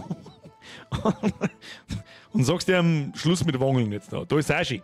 Gerade ein Schnitzel gefressen aus Eigenverarbeitung aus dem Altmühltal. Was da schon mal? Nein. Dr. Bauer ist beste ITler. Ich kenne ihn nicht. Wieso kennt er nicht? Vielleicht bin ich mal in die... Mittlerweile erwische ich mich selber oft einmal, dass ich Shorts durchdings so ab und zu, wenn man langweilig ist. Aber das ist eine Scheiße einfach. Das wird halt auch nicht besser. Das ist so richtig, da kannst du richtig zuschauen, wenn du TikTok-Brain kriegst. Und jeder, der am Tag länger wie 10 Minuten irgendeine Scheiße anschaut, sage jetzt freiwillig, wie es ist, braucht mich nicht kommen mit, ich hab kein TikTok-Brain, weil ich bin der super krasse. Keine Ahnung mehr. Wie steht's mit einem Patch? Gibt's bei Dings auch nicht, leider. Gibt es bei Spreadshirt auch nicht. Es hat ein ganz, also jetzt pass auf, es wird in solchen Situationen wird immer aus dem Nähkästchen geplaudert. Da ich wirklich immer, also ich wüsste nicht ein einziges Mal, wo ich gerade in die Kamera irgendeine Scheiße einliege oder sonst irgendwas, was diese Sachen betrifft. Ich komme aus dem E-Commerce. Ja? Eigentlich bin ich Mediengestalter, das habe ich gelernt, aber mache ich immer noch. Und baue Internetseiten und Webdev und bla bla bla. Ich programmiere Internetseiten, jetzt ganz banal gesagt. So. Betreibe aber auch seit über 10 Jahren einen Online-Shop. Einen eigenständigen, nativen Online-Shop. So. Wo mittlerweile über 10 Leute arbeiten, abgesehen davon. Versandabteilung, Reklamationsabteilung, Retourenabteilung. E-Mail, Telefon bearbeiten, Zahlungen kontrollieren etc. Es ist ein Online-Shop zu betreiben. Vielleicht weißt du, ich war der gleiche vor über 14 Jahren. Ja, dann machen wir jetzt einmal schnell einen Online-Shop. Und dann pflegen wir mir das da ein. Und dann schauen wir mal 3 Monate später, ob eine Bestellung da ist. Und wundert sich dann, dass keine da ist. So. Da ich sehr genau weiß, was einen Online-Shop in gut oder akzeptabel und gut zu betreiben, was das Arbeit ist, ist der Grund, warum ich bei Spreadshirt bin. Da muss ich nämlich nichts davon machen. Weder verschicken, noch Zahlungen kontrollieren, noch muss ich mich um die Retouren kümmern, noch muss ich mich um Reklamationen kümmern, noch muss ich irgendeinen verfickten Handstrich da, was das betrifft. Ich mache die Motive, ich regel, auf was für Artikel das die drauf sind, etc. etc. Punkt 2. Das Sortiment, das Spreadshirt abdeckt. Hauptsachen, Hauptdinge sind T-Shirts und die Premium-Hoodies. Die werden mit Abstand am meisten gekauft.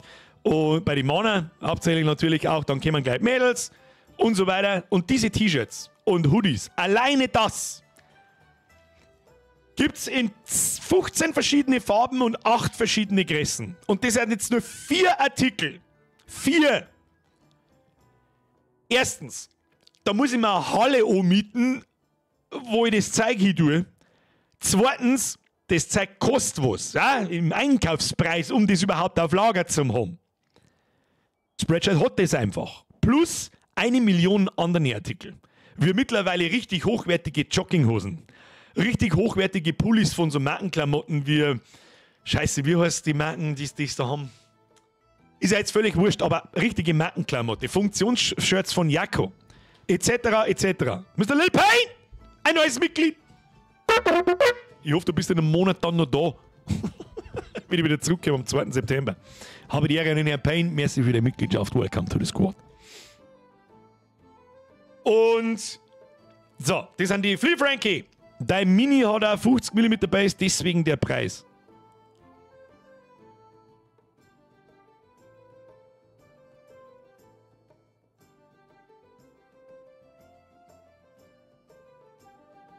Ist das andere Base wieder normalerweise dabei ist, oder was? Was hat der normal für Base? 75er. Da muss ich schauen. Steht das im eBay-Angebot wahrscheinlich aber nicht drin. Das muss ich jetzt schnell schauen, das hilft nicht. Das sagt man da nicht. Gehört das so eine Free Frankie? Das hättest du mir jetzt nicht sagen müssen per Donation, du Zipfi. Dann habe ich was übersehen. So, hat der Tobi sein Bettliner geschickt. Haben wir uns so, da ist ein Gatzer. Da ist. Alter. Es ist so narrisch. Jetzt pass auf, nicht, dass da irgendwas angeht. Das machen wir zu, das machen wir zu, das machen wir auch zu. Das können wir ja auflassen, das ist wurscht. Machen wir so, jetzt machen wir schnell, pass auf, YouTube-Video.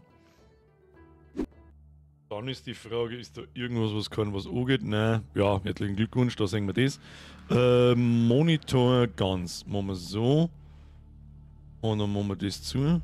Warte mal. Ja, es ist halt jetzt dumm. Warte, ich mach mich mal klar. Ich bin nicht auf das bin ich jetzt nicht vorbereitet. Normal haben wir da ja einen Greenscreen. Das ist vielleicht schon gescheit narrisch, gell? sogar mit farbige Ding. Oh.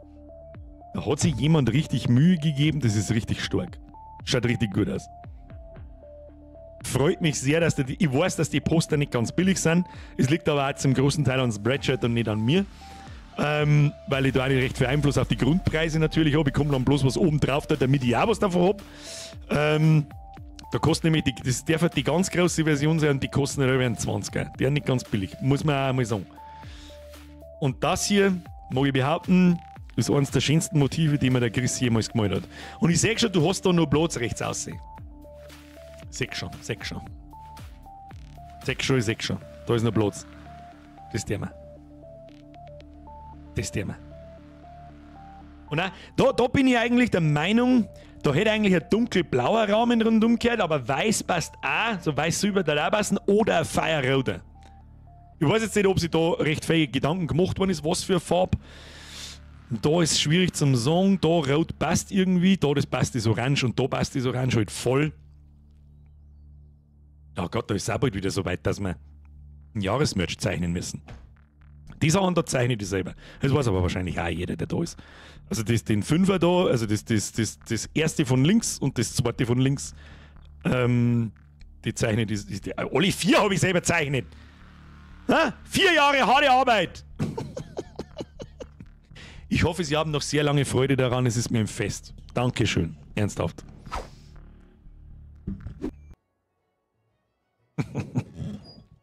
Geil mit dem Sepp! Ein Bürger-WZ. Was ist denn ein Bürger-WZ?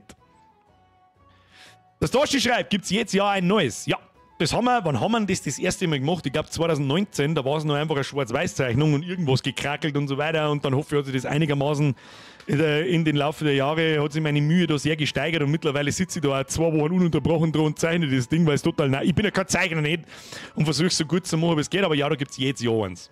So kurz vor Weihnachten. So, nach dem Horror Oktober direkt fange ich an zum Zeichnen. Wahrscheinlich sogar schon früher, weil ich sonst nicht fertig wird. Und nach 5 Stunden Zeichnen am Stück hast du da keinen Bock mehr. Ach, ein WZ ist ein Wohnzimmer. Weiß ich nicht, dass man das so kürzen kann. Weiß ich nicht. Ein Bürgerwohnzimmer. Schon ein bisschen, ja. Birger, warum hast du LOL offen? Wie ich vorher schon gesagt habe, ich habe heute Nachmittag ein paar TFTs gespielt und habe einen LOL-Launcher noch nicht geschlossen. Jetzt ist es zu. Hört sich da wahrscheinlich schon die ganze Zeit die Hintergrundmusik davon. Ja, ist eh wurscht. Gibt es das neue Motiv auch als Poster? Ja. Also den Jahresmerch gibt es immer als alles. Und eigentlich ja jedes neues Motiv, außer das jetzige, gibt es als Poster dann auch. Normalerweise. Wie dann mache ich das ganze Paket. Ilpain, schönen Urlaub! Bitte auch mit How to Urlaub. das hab ich letztes Jahr im Urlaub angefangen zum Skript schreiben. How to Urlaub. Habe ich aber nie fertig gemacht, weil ich einfach keinen Bock mehr auf Videos habe. Was aber langsam wieder ein bisschen zurückkommt. Das Gefühl ist schon ganz geil, wenn dann ein Video so fertig ist und du siehst es und denkst, ja, das hat sich jetzt schon rentiert, geil. Aber wenn die Aufrufzahlen nicht mehr so sind, bei weitem nicht mehr so sind, wie das vor 2-3 Jahren der Fall war. Was auch irgendwo klar ist. Wann habe ich das letzte Video gemacht? Ja, das Daisy-Video. Lol. Das war vor 7 Monaten. Oder 8. Naja. Der Tobi schreibt, habt ihr nochmal alle einzeln reingeschickt und bin jedes Jahr schon Stammgast im Geschäft und ja, es ist sich mit den Farben Gedanken gemacht worden. Dachte ich mir schon. Warte mal, lass mich noch mehr. Oh ja, das ist auch ein gutes Motiv. Warte, den muss ich noch mal schnell umschalten, das hilft nicht. Wenn sich jemand schon so viel mir gibt. Ah, grandioses. Ist leider zensiert, aber es hilft nicht. Haben wir einen Witz draus gemacht. Ja. Grandioses Motiv, das hat jetzt zum Beispiel der Chris gemacht. Zum Poster machst du dann ich mit dem Hintergrund und den Text und so weiter und ein paar Details und Sprechblasen. Das mache ich selber noch. Das kriege ich selber gerade noch hin. Aber das Motiv zeichnen tut man er. Das war 2020. Kommt mir auch vor, als wäre es gerade erst gewesen. Was haben wir da? 2021. Das war 2022. Das da, sage ich freiwillig, wie es ist, finde ich, das schönste Jahresmerch-Motiv, das ich jemals gemacht habe. Ich weiß nicht warum, aber da passt alles. Ich weiß nicht warum. Ich weiß nicht, das taugt mir am allerbesten. Und das letztes Jahr, das war so beschissen aufwendig, auch wenn es vielleicht nicht so ausschaut, dass ich mir gedacht habe, okay, das müssen wir irgendwie anders machen. Und ich finde es ein bisschen zu wuchtig. Als Druckmotiv auch die vollflächigen, vielfarbigen Dinge gehen auch schneller vom T-Shirt runter beim Waschen. Ja, vor allem mehrfarbige Sachen. Und ja, der LeBron-Fight noch, glaube ich. Weil es ein Gesamtkonzept hat um den Fünfer rum. Ja, das hat das da schon auch. Das da. Das Gesamtkonzept. Man erkennt es nur leider nicht so schön wie den klaren isometrischen Fünfer. Links ist ein B. Da. Blub, das Rote ist ein B und das da unten ist ein Sechser. Aber man erkennt es zu schlecht, weil es eventuell vielleicht sogar ein bisschen zu detailliert ist. Vor allem dann auch auf dem T-Shirt-Druck oder auf dem Pulli-Druck vor allem, da wo der Druck nicht so groß sein kann, da erkennt man das dann einfach nicht mehr, weil die Faser der Texturen, die ist halt einfach verhindert, dass du die 10 Details drauf druckst. Aber es ist mir einfach ein bisschen zu wuchtig und so und das, was mir beim Fünfer so gut gefällt, ist einfach, dass das, ja, keine Ahnung, hat irgendwas. Ich weiß, ich kann es nicht erklären. Ich kann es nicht erklären, was mir da so gut gefällt. Das ist eigentlich nicht recht viel Unterschied, aber das ist das Beste, was ich jemals in meinem Leben zeichnet habe, glaube ich. So! Tobi, ganz großes Dankeschön. Aber der LeBron geht noch ab. Was ich finde, das zweitbeste Motiv ist, das mir der Chris jemals zeichnet hat. Hauptsache der Vollbesquad weiß, was bedeutet, das ist richtig. Was machst du überhaupt im Urlaub? Nicht recht viel. Also in der ersten Woche suche ich mir wahrscheinlich immer erst einmal ein Spiel, bis ich in Ruhe und Gelassenheit, ohne drüber nachzudenken, zocken kann. Oh, der Chris ist sogar noch da. Ich hoffe, ich habe nichts falsch gesagt. Grundsätzlich liegt das Artwork urheberrechtlich bei mir. Birger hat das alleinige Nutzrecht. Stimmt, kann man natürlich auch sagen. Wenn der Chris natürlich auch auf einmal keinen Bock mehr hat und jetzt kriegen wir uns aus irgendeinem Grund, dann kann er wahrscheinlich einfach sagen, so, das war's jetzt mit dem Nutzungsrecht von den ganzen Sachen, fuck you, raus aus dem Shop oder du kriegst einen Stress. Was ja nur in Ordnung ist. Das sind ja auch seine Battle im Prinzip. Vom LeBron habe ich auch das T-Shirt. Ja gut, wenn ich sage, ich hab's auch. Habe ich irgendein Motiv nicht. Es gibt ein paar so Zwischenmotive, wie ich glaube, das Franziska-Scheißen-Dingsbums habe ich nicht als T-Shirt. Und sonst glaube ich, habe ich eigentlich alle. Der Fünfer wirkt aufgeräumter. Ja, irgendwie schon. Weiß nicht warum. Der Franz in der Toiletten beim Fünfer.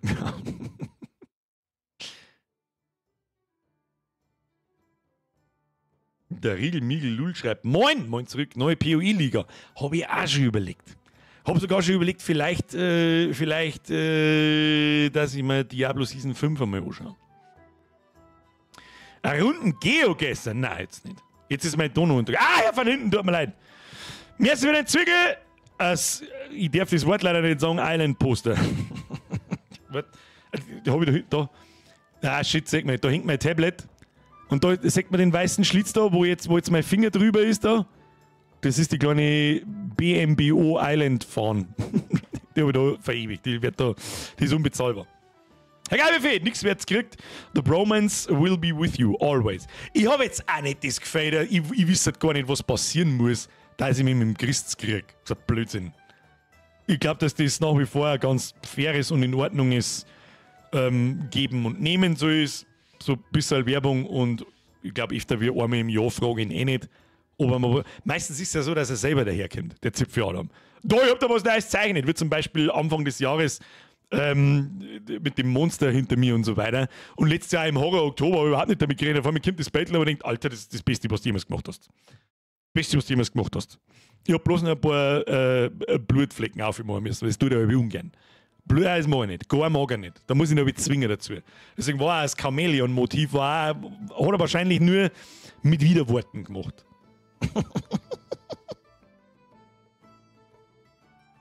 Und der Chris schreibt, hab den Satz gerade exakt getippt. Ja, also ich weiß nicht, was soll denn passieren? Da bescheißt ja, das ist genau dasselbe wie da vor dieser Kamera. Wie viele andere YouTuber laufen in den 7 Jahren, wo sie existent sind und einigermaßen relevant sind und vielleicht auch einmal super etwas größer bekannt sind und so weiter, irgendwann in die offene Kreissäge und bauen irgendeine Scheiße. Ja, irgendeine Shitstorm oder sonst irgendwas. Weißt komischerweise, warum es den hier nicht gibt? Weil ich mir daher sitze und nicht irgendeine sinnlose Scheiße erzähle. Oder lieg oder mir einfall oder irgendetwas. Es kann nichts passieren. Und genauso bescheiß ich nicht den Chris und er bescheißt mich nicht. Ganz einfach. Was soll denn passieren? Wenn er mit der Bürgerin abhaut. Ja, wird auch nicht passieren. Habe ich noch eine Gore-Version vom Chamäleon. Ja, die ist unique. Die haben nicht viel. Die haben wirklich nicht viel. Das hat ein paar Stunden gedauert. Dann war das Ding offline, weil war ein bisschen zu viel mit der zerfetzten Fotzen. Der Tobi schreibt, mir fehlt das aktuelle Urlaubsbild und das Vollbier-Squad-Bild, dann dürfte ich fast alle haben und mir gefallen sie super und du warst auch der erste YouTuber, den ich geschaut habe. Heiliges Kanonenrohr. Heiliges Kanonenrohr, Tobi! Ich hoffe, sie haben immer noch Spaß, auch wenn ich nicht mehr so ganz das mache, was ich früher gemacht habe. Mittlerweile kann man ja doch schon früher sagen, aber du weißt. Siehe Ungi und Anni the Duck als Beispiel. Ja gut, die haben utopisch riesig, da schwimme ich, da bin ich ein kleiner Hosenbiesler dagegen. Das ist ja oder selbst dann, wie wir auf dem Peak waren, mit Kanal und allem drum und dran, so vor 2-3 Jahren. Selbst da bin ich nur ein Hosenbiesler. Aber wenn man das dann auf den bayerischen und österreichischen Raum begrenzt, was ja meine Zielgruppe ist, dann war ich in dem Raum ähnlich groß. So ist das jetzt nicht. Aber du wirst halt einfach, das wird niemals einen Shitstorm geben. Also ich baue halt wirklich immer Scheiße. Keine Ahnung, ich bin auch bloß ein Mensch. Kann auch mir mal passieren. Aber sowas geistig behindert, dass ich jahrelang, wie die Anni the Duck zum Beispiel, dass ich jahrelang dass ich mich auffühle wie eine scheiß Furie, wie das letzte einfach. Das wird halt hier nicht passieren. Ganz einfach. Ohne die hätte ich von Anni the Duck nie etwas gewusst. Ja, sagst du das? Ganz ehrlich, wenn ich das Video nicht geschickt hätte, damals ich auch nicht. Das interessiert mich nicht, der Scheiß, aber irgendwelche Tussis, die sich halb knockert ausziehen und Computerspiele schweigen. Ja, und dann so viel Skill haben wie mein linker Zeher, wenn ich mein 4-mal Bruder habe. Wieso ist der Peak vorbei? Ja, das ist schon lang vorbei. Sag mal, bestes Beispiel. Video vom Sonntag. Jetzt passen wir an, wie viele Aufrufe haben wir? Bestes Beispiel. How to Kurztrip. Wo haben wir? Da haben wir. Hat Aufrufe 13.500. Und das Ganze nach 3 Tagen. Normalerweise war nach dem ersten Tag waren wir bei 20.000, 25.000 Aufrufe. Am zweiten Tag dann bei 30, 35 und dann ist es langsam abgeflaut und alles hat sich so in etwa bei 50.000 Aufrufe in der ersten Woche eingependelt. Also im Prinzip das Dreifache. Und das ist halt nicht mehr so. Warum? Weil ich seit über einem Jahr nicht mehr den alten Content mache. Ganz rigoros gnadenlos, sondern nur noch das hier mit der Streamerei. Ich suche zwar irgendwie händeringend nach einem Gaming-Format in Videoform und so, aber mir fällt nichts. Nicht nichts ein, da hat es genug gegeben, aber das ist alles zur Zeit, das hat schon 1000-mal gegeben und braucht es das jetzt von mir auch noch und mag ich eigentlich und was ist komisch irgendwie. Aber vielleicht eines Tages, keine Ahnung. Who knows? Herr van Inden, sagt der österreichische Sprayer Mola Na. In der Sprayer-Szene bin ich schon sehr lange nicht mehr. Sehr lange nicht mehr. Herr van Inden, merci dir. Annegret. Der Dampfler schreit, ich als Moderator fühle mich psychisch ständig vom Bürger unter Druck gesetzt. Außerdem hat er mit einem Bierkrug nach meiner Katz geschmissen. Ihr Vollidioten. Ihr Vollidioten von Mods. Ihr habt ja sowieso nichts zum Tor da herin. Das war der einmal im Halbjahr einer trudelnde Preisentrottel, der Mann, der ist lustig, wenn er einschreit, sprich Deutsch, da hat er nicht mehr fertig, da fliegt er aus. Und dann hat irgendwann gesagt, und tschüss. Let's Play, Kappa. Nein, einfache Let's Plays sowieso nicht. Das sowieso nicht. Was mir gefallen hat, war sowas wie das alt, fett und langsam. Falls sich da noch jemand dran erinnert. Aber ich spiele halt keine Shooter mehr. Weil ich ausrast. Und weil ich halt auch nicht in lustig mich aufreg, sondern ich wirf alles hinterher, Alter. Kannst dann nicht mehr sicher sein, ob du von einem Cheater erfickt worden bist oder nicht. Absolute Zeitverschwendung. In jedem namhaften Shooter. Absolute Zeitverschwendung. Sprich Deutsch, du soll ich noch nicht vergreifen. Ja, das ist ja klar. Da habe ich Verständnis davon. Der Xenostrike schreibt, Birger, musst du mal EDM gehen, da könnt sogar Vollbier-Squad vor. Was? Ich weiß nicht, was ist der EDM? F an die Katze. Welche Katze? Alt, fett und langsam. Absolut wahr. Und ansonsten ist halt alt, fett und langsam ein bisschen schwierig. Ich hab's doch einmal mit How to Food Lab bei Franz probiert. Das war so meine erste Idee von so einem Gaming-Format, war schon ganz witzig. Aber was, wenn die Geschichten des Food Lab bei Franz alle erzählt sind? Was dann? Ja? Ich plane da gerne in die Zukunft hinein, so, wo ich weiß, da kann ich mehrere Teile davon machen, verschiedene Themen etc. Und es ist halt nicht so einfach. Und es muss einfach, ich muss Bock drauf haben. Ja, einfach mich hinsitzen und irgendein Let's Play überhauen. Seien wir ehrlich, wer will das sehen? Ja, live ist das ganz was anderes. Das machen wir schon live im Prinzip. Im Prinzip werden die Livestreams ja zu den Videos. Und im Prinzip sind das Let's Plays, das brauche ich nicht in Videoform extra machen, Offstream. Das ist ein totaler Krampf. Foxy, mehr als wieder €1. Hey, das Moderieren ist harte Arbeit. Wir brauchen ständig Veleda für Discord. Ist in Discord echt so schlimm? Aber im Ernst, so wenig Stress wie in der Community sehe ich sonst nirgends. Das ist absolut unique, was da passiert. Immer noch. Und ja, der Peak ist vorbei. Aber wir haben ja immer noch, es hat sich nichts geändert übrigens, seitdem wir nicht mehr auf Twitch sind. Seit über einem Jahr mittlerweile. Nicht weniger geworden, nicht mehr geworden. Und das ist das Einzige, was mich ein bisschen beunruhigt. Was heißt beunruhigt? Natürlich interessiert mich, ist jetzt nicht so, als oh mein Gott, ich stirb dran, aber es ist, man bemerkt's, es kämen halt keine neuen Leute. Niemand abonniert diesen Kanal wegen einem Stream oder wegen dem VOD, das dann noch draus wird. Es ist unglaublich schwierig, mit Dialekt einen anderen Content aufzubauen als diese Leberkasbehinderung. Ich sag's jetzt freiwillig, wie es ist. Ganz extrem schwierig. Mit niederbayerischem oder brachialen Österreicher Dialekt, den der normale Hochdeutsch-Trottel, Preisentrottel nicht versteht, sich eine Community aufzubauen, die nicht irgendwas mit einem Bauernscheiß oder mit Leberkas-Deppenhumor zum Tor hat. Unfassbar schwierig. Unfassbar schwierig. Ich wüsste nicht, wie du das anders anstellst. Und das da hier mit Dialekt und mit rein Gaming und ab und zu mit so einem Blödschmerz da und irgendwas anderes da und so weiter und dann mal wieder Besonderheiten dazwischen und so weiter, dass das so lang geht. Heiliges Kanonenrohr, hätte ich mir niemals erträumt. Niemals. Und ich bin mir auch ziemlich sicher, ich meine, über den Sommer sind immer im Schnitt weniger Leute im Stream. Immer schon gewesen. Auch letztes Jahr war man dann, glaube ich, wenn ich es richtig in Erinnerung habe, so im Schnitt 600, 700 im Sommer. Und im Winter geht es dann wieder los, Oktober, bin wieder zurück, dann sind wir auf einmal wieder 1500. Weiß ich nicht, was da dazwischen passiert, aber ist halt so. Viele Leute haben halt einfach und im Sommer nicht da.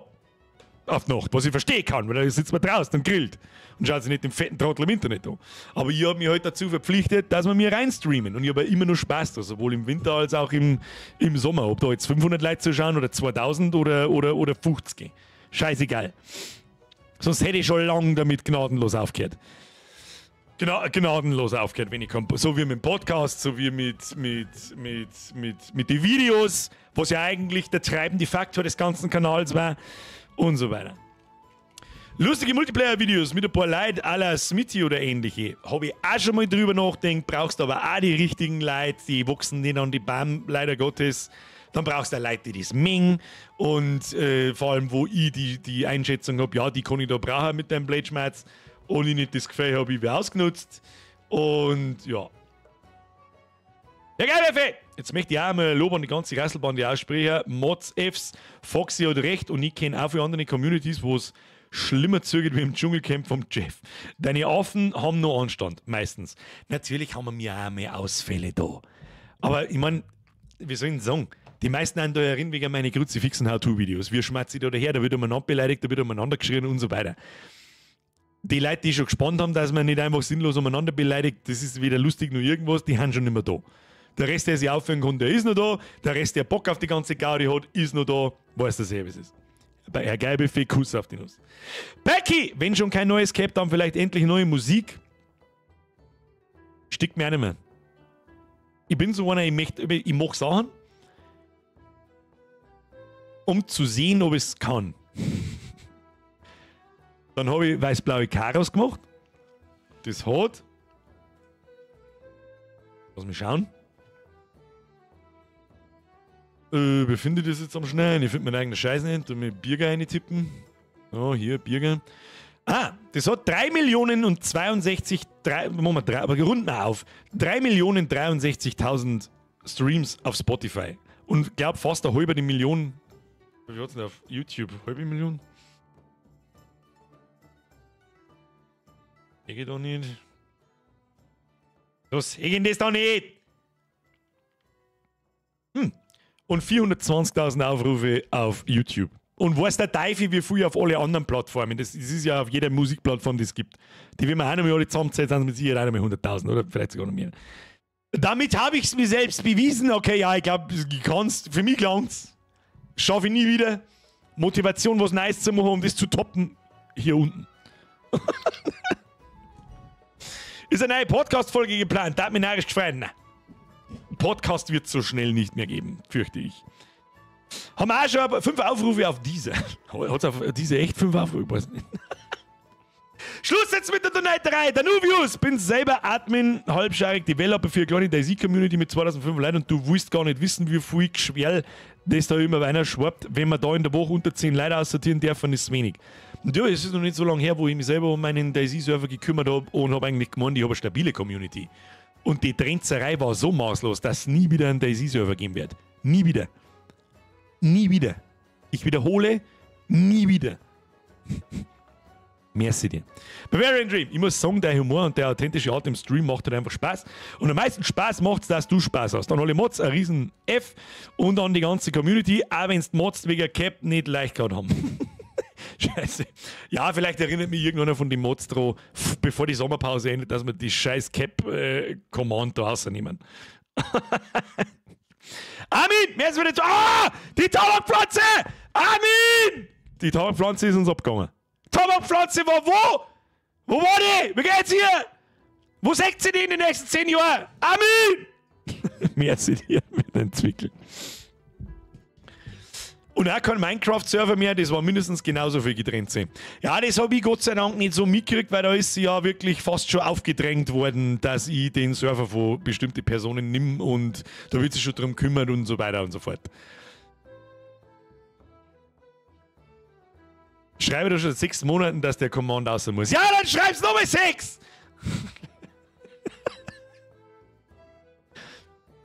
Birgers letzter Satz im DayZ-Channel, einen Server gibt es definitiv wieder. Ja, da wollte ich das Trenzen unterdrücken. Ja? Dann wollte ich ein halbes Jahr groß drüber wachsen lassen, damit ich dann frei außer sagen kann, fick dich und dein verschissener DayZ-Server. Wenn irgendjemand einen DayZ-Server haben will, dann soll er ihn selber machen. Herzlichen Glückwunsch, reingehauen, wiederschauen. So. Malmaniac, ich will endlich neue Musik von Birkbert, vor allem den Kira Osagel-Song, der schon fast 2 Jahre angeteased wurde. Das stimmt, ja. Dann wird es auch nie fertig gehen. Ich finde einfach keinen schönen Beat nicht. Ich finde keinen schönen Beat, der dazu passt, der mich motiviert. Ich finde einfach keinen. Und Kirche müssen noch mehr einen Scheiß bauen. Die müssen gerade die müssen so in die Medien gerade sein. Dann hätte ich vielleicht noch mal so einen kurzen, schauen wir mal, ob wir uns vom Papst selber nur einen Brief einfangen können. Das DayZ-Thema ist einfach grandios, das stimmt. Hey, vielleicht ersetzt. Armin! Die Tabakpflanze geht's gut, aber wird bald eine Brokkolipflanze als vor. Ah, ich verstehe. Ich habe verstanden. Aber warum erst bald? Da bist du spät dran. Außer es wird Indoor. Ich wünsche Ihnen viel Erfolg und ich hoffe, der Tabakpflanze wird ein kleiner Freund gespendet. Danke dir. Probier Suno AI. Nein. Das ist auch alles sowas. Das wird immer lächerlicher. Jeder Vollidiot macht bloß noch Shorts. Und gut, ich mache das Gleiche, aber ich tue auch noch was anderes, so ist es nicht. Außerdem habe ich 6 Jahre lang was anderes gemacht und habe so verdient, dass ich Shorts mache, der, wo ich, dass ich mich rechtfertigen muss. Aber der ganze Rest, der da durch diese Short-Scheiße, ist ja sehr der Schrott. Also, da ist fast nie was Gutes oder Lustiges oder es ist so furchtbar. Und 3/4 davon ist AI generiert und ein sehener Haufen Scheißdreck, das ganz aus ist. Ein sehener Haufen Scheißdreck. Weißt du, was wir mir DayZ ersetzen? Vielleicht, weiß ich nicht, wenn es bis dahin noch so einigermaßen im Hype ist, wie es gerade ist, so wahrscheinlich nicht. Aber anschauen kann man sich es einmal. So nach Weihnachten dann, wenn wir einen Landi durch haben. Da wo das Jahr ein neuer kommt übrigens. 7 Days to Die. Da habe ich jetzt auch mittlerweile herausgefunden, warum da die letzten Tage, Wochen immer wieder mal jemand gefragt hat, spielst du mal 7 Days to Die, spielst du mal 7 Days to Die. Das ist jetzt fertig. Oder so gut wie fertig. Und schaut ziemlich gut aus. Haben wir heute erst nachgeschaut. Ich hab das. Das habe ich das letzte Mal gespielt im Juli 2016. Also vor 8 Jahren. Seitdem war es im Early Access. Und ja, kann man sich mal anschauen. Und da fangen wir auch wieder ganz unten an. Erstmal Solo. Solo. Eine Season Solo. Nächste Season Solo anfangen, dann Multiplayer. Und dann nochmal ein Jahr später eigener Server. Vielleicht. Vielleicht habe ich in 3 Jahren vergessen, dann, wie schlimm ein eigener Server machen ist. Flo schreibt! Es ist aber erschreckend, wie süchtig die Scheiß-Scrollerei mit Shorts macht, obwohl einem bewusst ist, was für Müll das ist. Das ist absolut richtig und das meine ich mit TikTok-Brain. Das meine ich mit TikTok-Brain. Weißt du, was das ist? Ein permanentes Öffnen von Lootboxen. Das steckt psychisch dahinter, warum man nicht aufhören kann. Aber vielleicht kommt er doch ein Gutes. Aber vielleicht kommt er doch ein Gutes. Aber vielleicht kommt er doch ein Gutes. Und offensichtlich ist der menschliche Verstand zu dumm, nach 1 Stunde und 4000 Scroller zum Gespannen, na, da kommt kein Gutes mehr. Na. Auch die nächste Stunde kommt kein Gutes mehr. Na. Und dann hast du wieder 3 Sekunden, weil du irgendwo weggeschaut hast, zu lang irgendeine Scheiße angeschaut, dann ist dein Feed 1 Stunde lang voll mit dem Scheiß, den du eigentlich gar nicht sehen. Es ist ein sehr Müll. Schrö! Merci dir, Kuss auf die Nuss. Ich bin seit fast Anfang an dabei, seit 3,5 Jahren Mitglied und meistens stiller Zuschauer. Das stimmt, aber ich kenne deinen Namen. Aber meine Challenge, die nächsten 10 Jahre am Montag und Mittwoch da sein, mach bitte weiter so, Birger. Also ich kann natürlich nicht versprechen, was die nächsten 10 Jahre ist. Aber ich habe in keinster Weise auch nur so viel die Absicht, dass das, so wie es jetzt die ganze Zeit gelaufen ist, dass ich das einfach aufhöre. Da bin ich ja schon mal belehrt worden, haben wir auch schon mal drüber geredet, da hat mir einen ellenlangen Roman geschrieben, den ich mir auch zu Herzen genommen habe. Armin, kann man dir Tabakblätter von der immer nett gegrüßten Tabakpflanze schicken? Nein. Nein, kann man nicht. Obwohl ich es rauchen darf, sag ich dir freiwillig, wie es ist. Daddy. Aber nein, man kann mir nichts schicken. Dankeschön. Sind das wirklich Leute oder Aufrufe? Wo? Was? Das Affenendorphin-Syndrom. Wie meinst du das, Anuta? Sind das wirklich Leute oder Aufrufe? Oder was meinst du? Der wer ist Flo, haut sich raus, habe die ersten. Leute, ach so. Was labert sie? Und was sprechen sie? Ich weiß gar nicht, um was das geht. Gerald von Plötze schreibt, kann es sein, dass ihr euch beim Podcast zum Schluss nicht mehr so gut verstanden habt? Ich höre den jetzt zum 12. Mal durch und die letzten 3 Folgen habe ich das Gefühl, dass die Laune nicht mehr so gut ist. Das liegt nur an mir. Weil ich da schon, das habe ich glaube ich damals auch gesagt, da habe ich schon wochenlang eigentlich keinen Bock mehr auf den Podcast gehabt. Weil ich alles allein machen muss. Alles. Das ist mir einfach irgendwann auf den Sack gegangen. Hab mit den anderen 2, ja gut, indirekt hat es natürlich schon was zu tun, weil weder der eine was kann noch der andere. Absolut talentbefreit und ahnungslose. Und ich habe halt alles selber gemacht. Und irgendwann habe ich halt abgegangen. Und habe mir aber gedacht, ja, jetzt brich nicht das auch noch ab, so mit Ding. Und habe dann noch weitergezogen und habe mir dann aber selber gespannt, so, okay, sitzt jeden Donnerstag, wenn wir aufnehmen, sitze ich da und habe eigentlich keinen Bock. Aber null. Ist immer das Gleiche.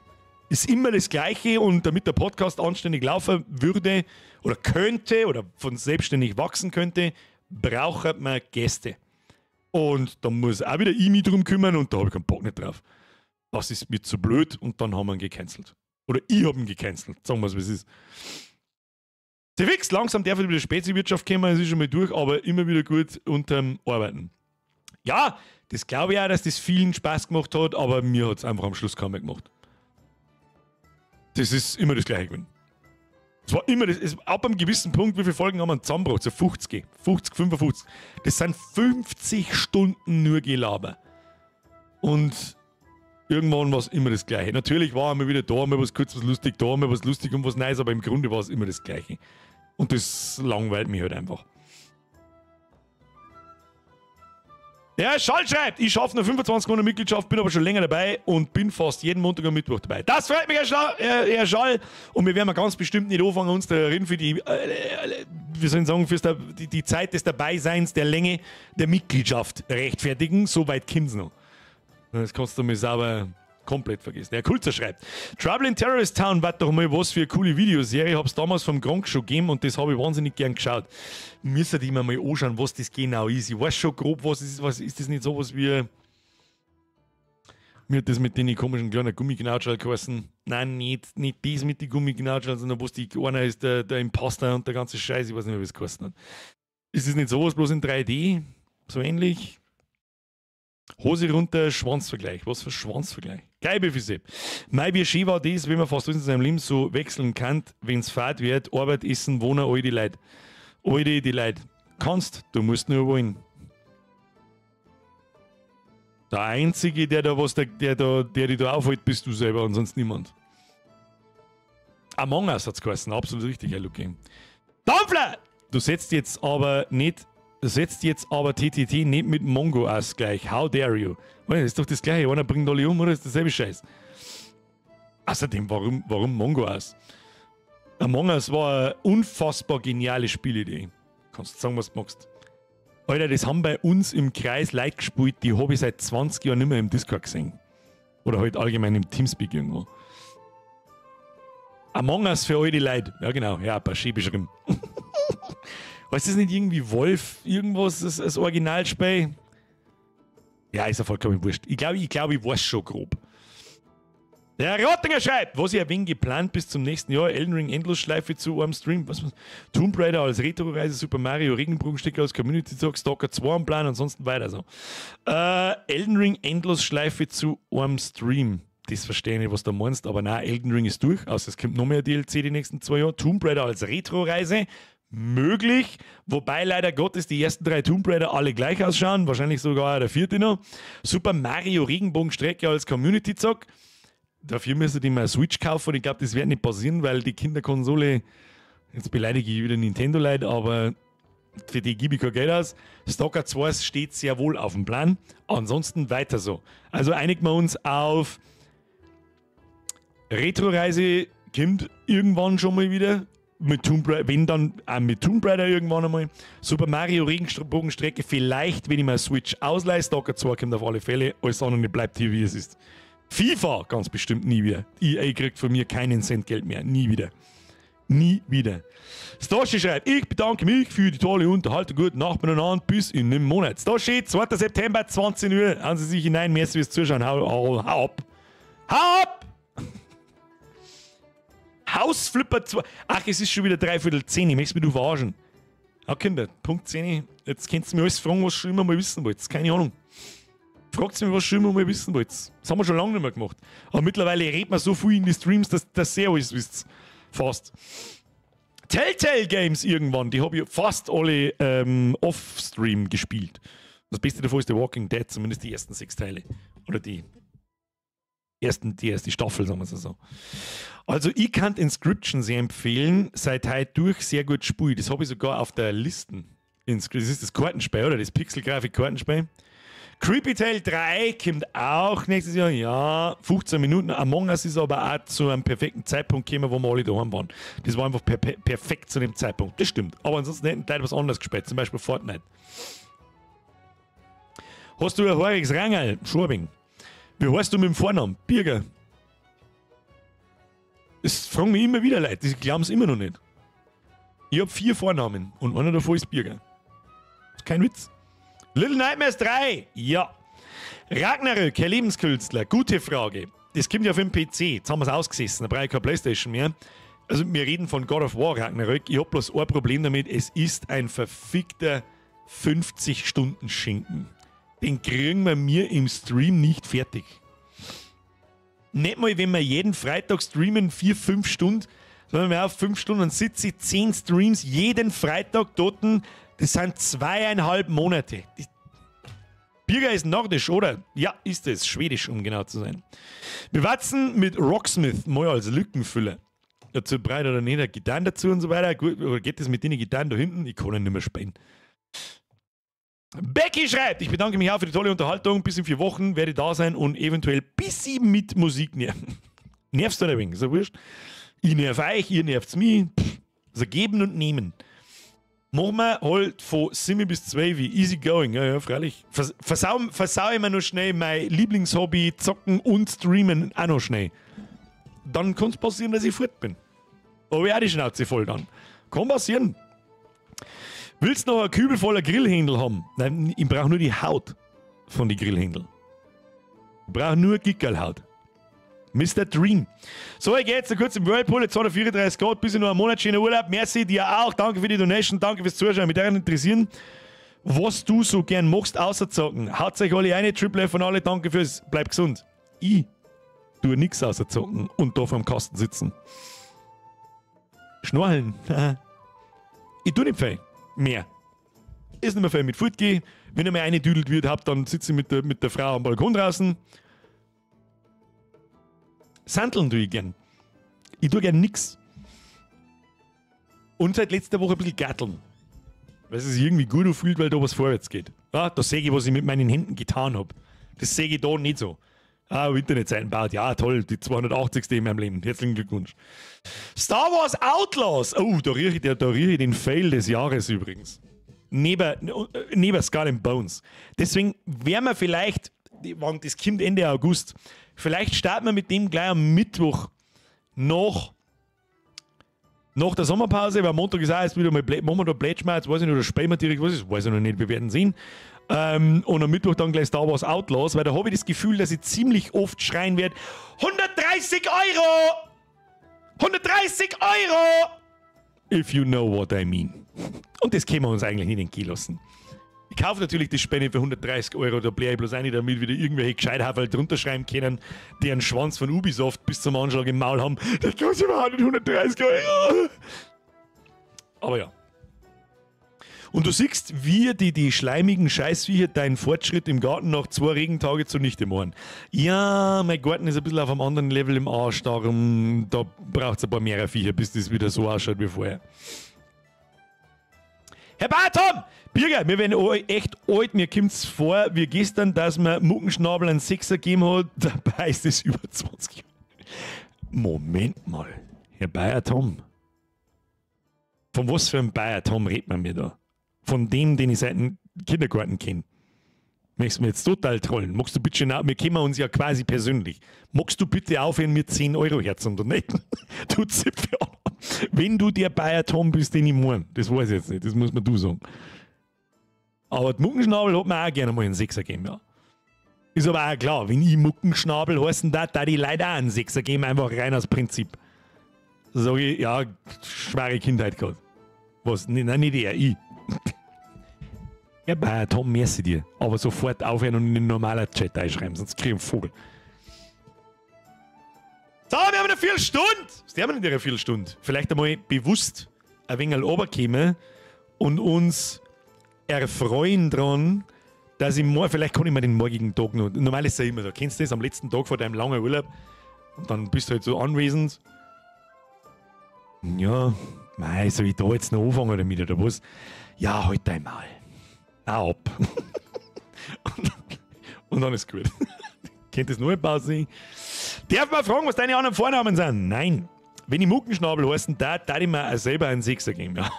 Würdest du in meinem Spiel Birkbert, den kleinen fetten biertrinkenden Zwerg vertonen, bekommst eine super Nebenrolle drin. Was für Spui. Was für ein kleiner fetter Biersaufer der Zwerg. Let me know more about that. Hermann Charlie. Schreib mir das einmal im Discord zusammen, wenn das ernst gemeint ist. Geil, wie Sepp! Kennst du den Bayer Tom? Das ist so gut. Den kenn ich. Kenn ich. Oh, wenn ich auf die Uhr schaue, dann darf man uns so seit 33 Jahren ungefähr kennen. Das ist lang. Das ist ein RPG! Da bin ich gespannt. Wenn's, also normalerweise sage ich da sofort ja. Sofort auf der Stelle ja. Können wir uns ja dann einmal ein bisschen unterhalten. Ja, ernst gemeint, ich schreibe dir in Discord. Das kannst du einfach in Gaming-Schmalz reinschreiben. Markier mich und schreib dazu, wo kann ich mir ein bisschen was anschauen und so weiter. Und wenn ich den Eindruck habe, das könnte fertig werden. Ich weiß nämlich mittlerweile, wie sich Spieleentwicklung anfühlt. Sehr gut. Sogar. Dann schauen wir mal weiter. Du hast 5-mal gerührt, ich war immer noch für Schach 3D. Aber warum? Wo habe ich jetzt Schach? Ich habe kein einziges Mal Schach 3D jetzt da irgendwo gelesen.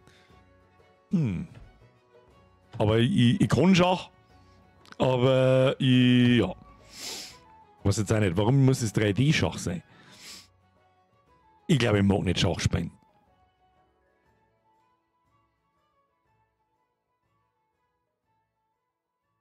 Der Harry Proper schreibt so schüchternes Servus bis in den Monat. 13 Minuten noch.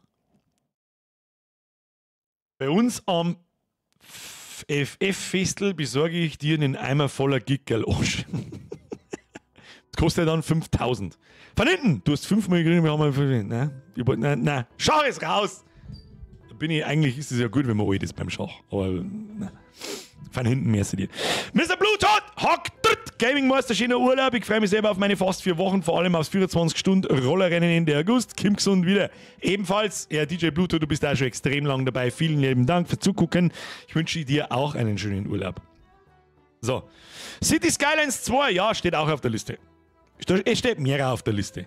Aber da unterhalten wir uns jetzt seit 12 Minuten vor Schluss, unterhalten wir uns jetzt dann nicht mehr. Es gibt ja 1 Million Spiele. Ich hoffe da, dass das Spieleloch dann mal gestopft ist. Vorher hat auch noch mal irgendjemand gefragt, ob man Landi 25 spielen. Selbstverständlich spielen wir den. Um die Vorfreude vielleicht ein bisschen zu steigern. Wir liebäugeln, ich, noch jemand und eventuell noch jemand, liebäugeln damit, was kann man besonders machen beim Landi? Wir machen die niederbayerische Meisterschaft im Competitive Landi. Wo man dann auch was gewinnen kann. Jetzt nicht die Welt natürlich, dann gewinnt man, was weiß ich, gewinnt man ein T-Shirt oder vielleicht sogar ein Preisgeld, vielleicht kann man es sponsern lassen, was weiß ich, wie man es eskalieren lassen kann. Weil beim Landi darf da wieder ein bisschen mehr los sein wie normalerweise, nehme ich mal an, ich weiß es nicht. Und da kriegen wir auch mehr Leute zusammen, die da mitspielen. Und vielleicht kriegen wir auch Leute, die da ernsthaft mitspielen. Und es gibt einen Competitive Mode im Landwirtschaftssimulator, kann jeder mal selber auf YouTube suchen.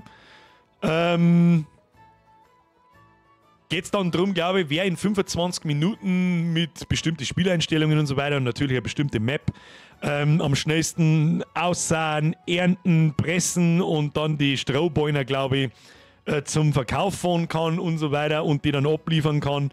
Und wer nach 25 Minuten das meiste Geld gemacht hat, der hat dann gewonnen. Und dann schauen wir mal, ob sie da vielleicht so ein kleines Turnier aufziehen lässt. Am Anfang haben wir nur selber gespielt, dann wieder mit Leuten kapieren, was überhaupt los ist und dann mit Internetseiten zum Ummelden, Turnierbaum und jeden Sonntag machen wir einen Stream von 8 bis um 10 wo das Turnier dann läuft. Oder am Montag dann, je nachdem wie es ankommt. Schauen wir mal. Aber ich werde mal probieren, was passiert, wenn wir am Sonntag auf die Nacht streamen. Landi ist vorbestellt, aber nur zwecks Collectors Edition. Ja, kann man wahrscheinlich nichts falsch machen. Ich sehe jetzt nicht recht viele Neuerungen. Ich sag's freiwillig, wie es ist. Ob ich da jetzt in einem Reisfade umeinander fahre oder auf einem Fade umeinander fahre, ja, ich weiß jetzt auch nicht. You have my Mähwerk. And you have my Schwader. You have my Find. Sag schon, ich muss mir tatsächlich einen Landi kaufen. Kann passieren. Wie geht's Landi-Olympiade? Ja. Bloß mit ein paar weniger Transen. Und so. In Österreich sagt man Bishop dazu. Zu was sagt man Bishop? Du hast mir gesagt, du hast die langen Poster hinten im Zimmer machen lassen. Wo hast du die machen lassen? Poster XXL. Die Beutel habe ich im Prinzip selber gemacht. Die kannst du so nicht einfach runterladen irgendwo, sondern die haben aus Hintergründen manchmal zusammenbastelt. Jetzt das Dark Souls glaube ich nicht, aber das Doom-Poster und das Diablo-Poster. Und die Logos platziert und den Rahmen rundherum gemacht und den ganzen Scheiß und dann halt bei Poster XXL abgeben. Freitag, 14 Uhr, Landi-Turnier-Stream. Ich brauche nicht nachschauen, wer das geschrieben hat. Na, Löwensepp, auch noch schnell. Haben die Bürger über die Zeit erwartet beim Fußball schauen? Das ist die beim Heimatverein. Die wollen sich ja ausrichtig gelten lassen. Hab wahrscheinlich Sommerpause, Urlaub. Schmeckst das? Ich kann's. Oh, ich sehe es in 9 Minuten. Muss aber auch dazu sagen, diese Formate, was ist das für ein Format? Ich glaube 2 Meter auf 40 ist das Posterformat, ist nicht ganz billig. Bevor euch der Schlag trifft. Ah, die da, ich habe da noch 5 Hänger. Die waren nicht ganz billig. Der Krieg im Dark Souls Poster hat schon was Philosophisches. Das ist Absicht. Das Schicksal wollte es so. Ich bin mir nicht sicher, ob es von selber aber gefallen ist oder ob es Katz aber kaut hat oder ihr mal beim Vorbeigehen, aber was weiß ich. Auf alle Fälle ist es am nächsten Tag in der Früh da am Boden gelegen und dann war halt der Knick drin. Blöd. Birger ist echt reif in Urlaub, erzählt schon die Minuten. Eine volle Kanone. Du musst bewusst, ich liebe dieses Gefühl vor dem Urlaub. Und ich habe aber dann so ein bisschen das Gefühl, in dem Moment, wo der Urlaub dann da ist er schon wieder vorbei. Du wirst sehen, wie schnell die 4 Wochen gegangen sind. Das macht jetzt so und dann ist es gut. Spätestens, wenn ich in Urlaub wegfliege, das vergeht bombenschnell, dann habe ich noch eine Woche und dann sind wir schon wieder da. Geht schneller, bis du schauen kannst. Kannst du mit Gift tragen, ja. Löwensepp, merci für den Euro 44. Ich hoffe, du hast auch Urlaub und eine schöne Zeit. Und wenn nicht, ganz furchtbar für Fußball schauen. Der Nick schreit, sag ihn ab, Birger, ich wünsche dir einen wunderschönen Urlaub und Dankeschön für die super Unterhaltung. Henning, nichts zu danken. Ich bedanke mich fürs Zugucken. Hauen Sie sich hinein, auf Wiederschauen. Das stimmt, die erste Woche ist schon rum. Ja, es geht so verschissen schnell. Es geht ja selbst auch verschissen schnell rum, wenn wir arbeiten einfach. Es war doch... Es ist ja geleck. Wir waren doch gerade erst in Ägypten. Das war doch Gott. Nein, das war vor einem Monat. Okay, ich halte mein Maul. Tschüss. Das ist unfassbar. Muss man am Anfang schon vom Ende drehen? Ja, eigentlich nicht. Aber ja, vielleicht geht es auch deswegen so schnell. Ich weiß es nicht. Der Dampfler schreibt, ich habe jetzt noch 1,5 Wochen bis zum Urlaub. Alle Projekte sind abgeschlossen. Workshop für nach dem Urlaub ist vorgeplant. Alle Kunden haben im Urlaub. Jetzt muss ich nur noch die Zeit rumbringen. Ich glaube, bin ich mit allem fertig. Ich muss mich gerade mit was in privater Natur mit ein paar Arschlöcher ärgern und das wird genau auf die Sommerpause fallen. Da werde ich nicht rundum kommen, ist aber privater Natur, das geht da nichts an. Kann was an. Ich habe meine Zählwirtschaft erledigt. Ich habe da herin aufgeräumt gehört noch. Also die ganze Bude gehört noch grundaufgeräumt von der Küche noch und so weiter. Das werde ich, glaube ich, noch so übers Wochenende machen und bis nächste Woche und dann wird es schon passen. Dann habe ich, glaube ich, alles. habe ich alles, ja, das 2-Minuten-Video noch schnell aufnehmen, man, das ist ja kein Aufwand, das ist sowieso, wird sowieso angehört, die sitzen hier, labert 2 Minuten deine, hey, Sommerpause, Kruzifix, was soll jetzt so lange labern, bringen wir mal die Minuten voll, okay, habe ich die. Alle BM jetzt wieder ein Resub für 43 Monate. Ich hoffe, alle Mitglieder sind nach diesen 4 Wochen noch da. Ja? Hast du den neuen Modus Swarm in League of Legends schon probiert? Ja, bin ich aber, ja, habe ich. Und ich habe ihn nicht lange gespielt, gebe ich zu. Und habe sofort gemerkt, genau so. Ich bin halt nicht dazu in der Lage, weil ich kein Spieleentwickler bin, ja. Und da in der Lernphase war. Aber genau so hätte ich mir Wimp vorgestellt. Vom Spielprinzip her. Nicht natürlich von der Grafik und so weiter, aber genau so. Utopisch. Kannst du alleine vergessen. Mir habe ich auf, mir ist wieder ein Reset, du bist auch schon verdammt lang dabei. Nach dem Urlaub ist wieder Chaos. Brauchst nicht aufräumen. Ja, das stimmt. Hanuta, es ist kurz vor 10. Danke für ihr Geld. Ja, ich freue mich aufs nächste. Triple A von Biergar und Motzen an die Community und das heißt eh schon wurscht.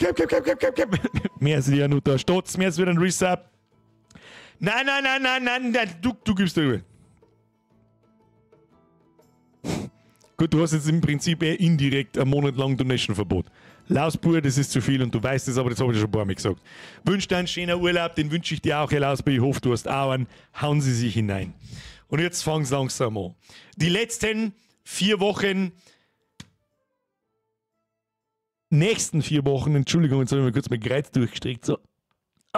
Die nächsten 4 Wochen wird nichts getan. Fucking nothing.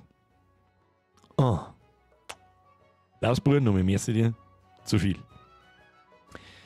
Meine sehr verehrten Damen und Herren, an diesem heutigen Abend endet zum 7. Mal eine Season der niederbayerischen Idioten-Dummdödel-Unterhaltung.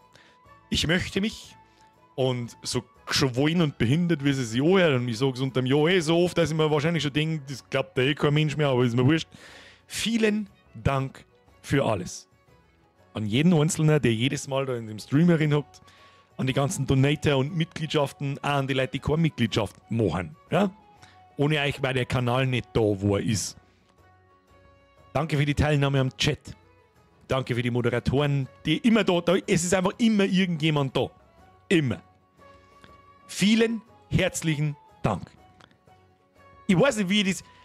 Ich komme mir so behindert vor, weil ich im Prinzip da in einen kleinen Plastikkasten einschmatze. Und ich der Erste bin, der sowas hört und sie denkt so, ja, du kannst fein die Kamera einlabern, halt die Schnauze, du Trottel.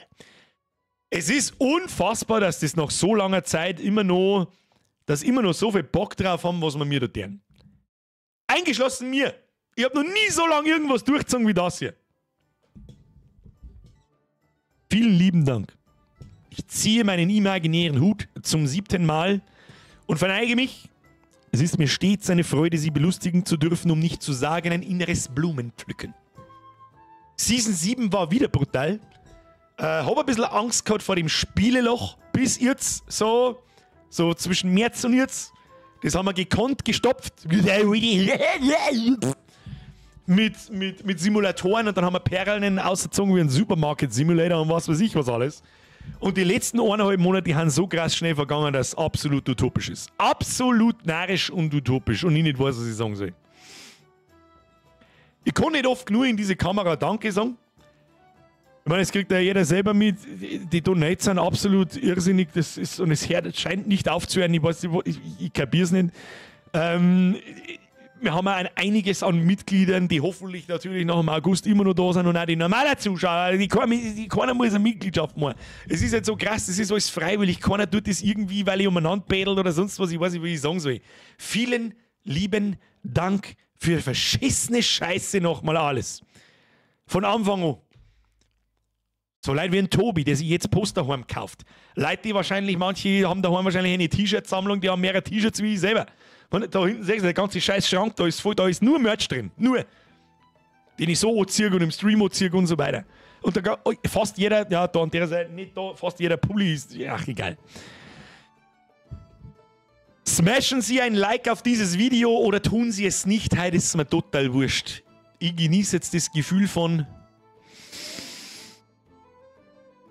Can you smell it? Kannst du ihn riechen? Ich kann ihn riechen. Manchmal sich noch ein bisschen aussitzen, aber das ist wurscht. Da wieder angerufen und dann heißt es so mit, ja, was soll ich jetzt noch anfangen? Dann heißt es, ja, schlecht, die passt schon. Mal kurz die Fragen, aber was sagst du zum neuen Dr. Doom? Dann da scrollst du jetzt 1,5 Stunden hinter, da habe ich schon was gesagt dazu. Dobby's free! Wir zählen die Sekunden. Es ist 9:30. Geil, Biffy. Eingesmashed. Merci. Ich habe mich früher immer gefragt, wieso Leute Livestreams schauen. Dann habe ich Bier gefunden.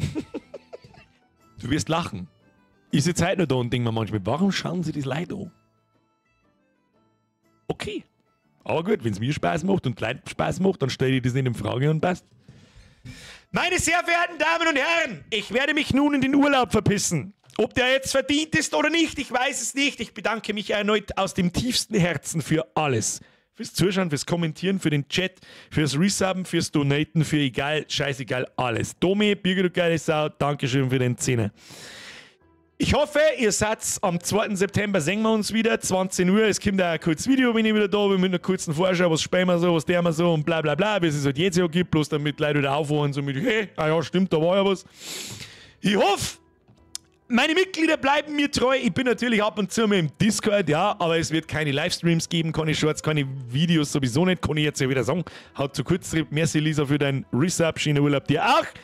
Ich wünsche euch allen einen schönen Urlaub, falls ihr einen habt und ich hoffe sehr für euch, sie haben einen. Ich weiß nicht, was ich sonst sagen soll, außer heute seid ums Maul und verpisst euch. Und genau das Gleiche werdet ihr jetzt auch tun. So sieht's aus. Lausbar schreibt, Abo pausiert für einen Monat. Das lasse ich durchgehen. Und wenn ich wieder komme, dann ist wieder Resub-Eskalation bis um 8:45. Herzlichen Glückwunsch. Und natürlich auch alle ohne Glieder, das ist ja klar. Alle ohne Glieder, Mitglieder. Keine Donator, mit Donator, scheißegal. Aber natürlich möchte ich mich extra bedanken bei Leuten, die da sowas machen, da zum Beispiel. Was soll denn das sagen dazu? Jetzt halt's gottverschissene Fotzen und verpisst euch, damit das klar ist. Eine letzte Tröte, die offiziell quasi Season 7 beendet, die ist aber trotzdem immer erst im November gegangen, also mir wurscht. Mein Gott, hab ich Bock auf verschissen Urlaub, Alter. Gott, ich werd so scheiße verdammt nochmal nichts tun, dass alles bloß noch raucht. Und umeinander schnorcheln und fressen wie ein Schwein im Urlaub, so sieht's aus. Und jetzt schleicht's euch. Ha, moin, ganz fest lieb.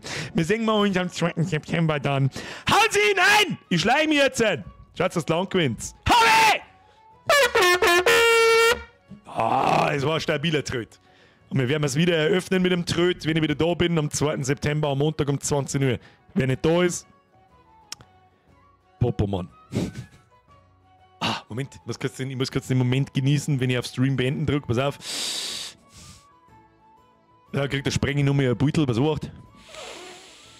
Und jetzt schaut's das Land gewinnt. Dankeschön für alles. Habe die Ehre. Habe die Ehre.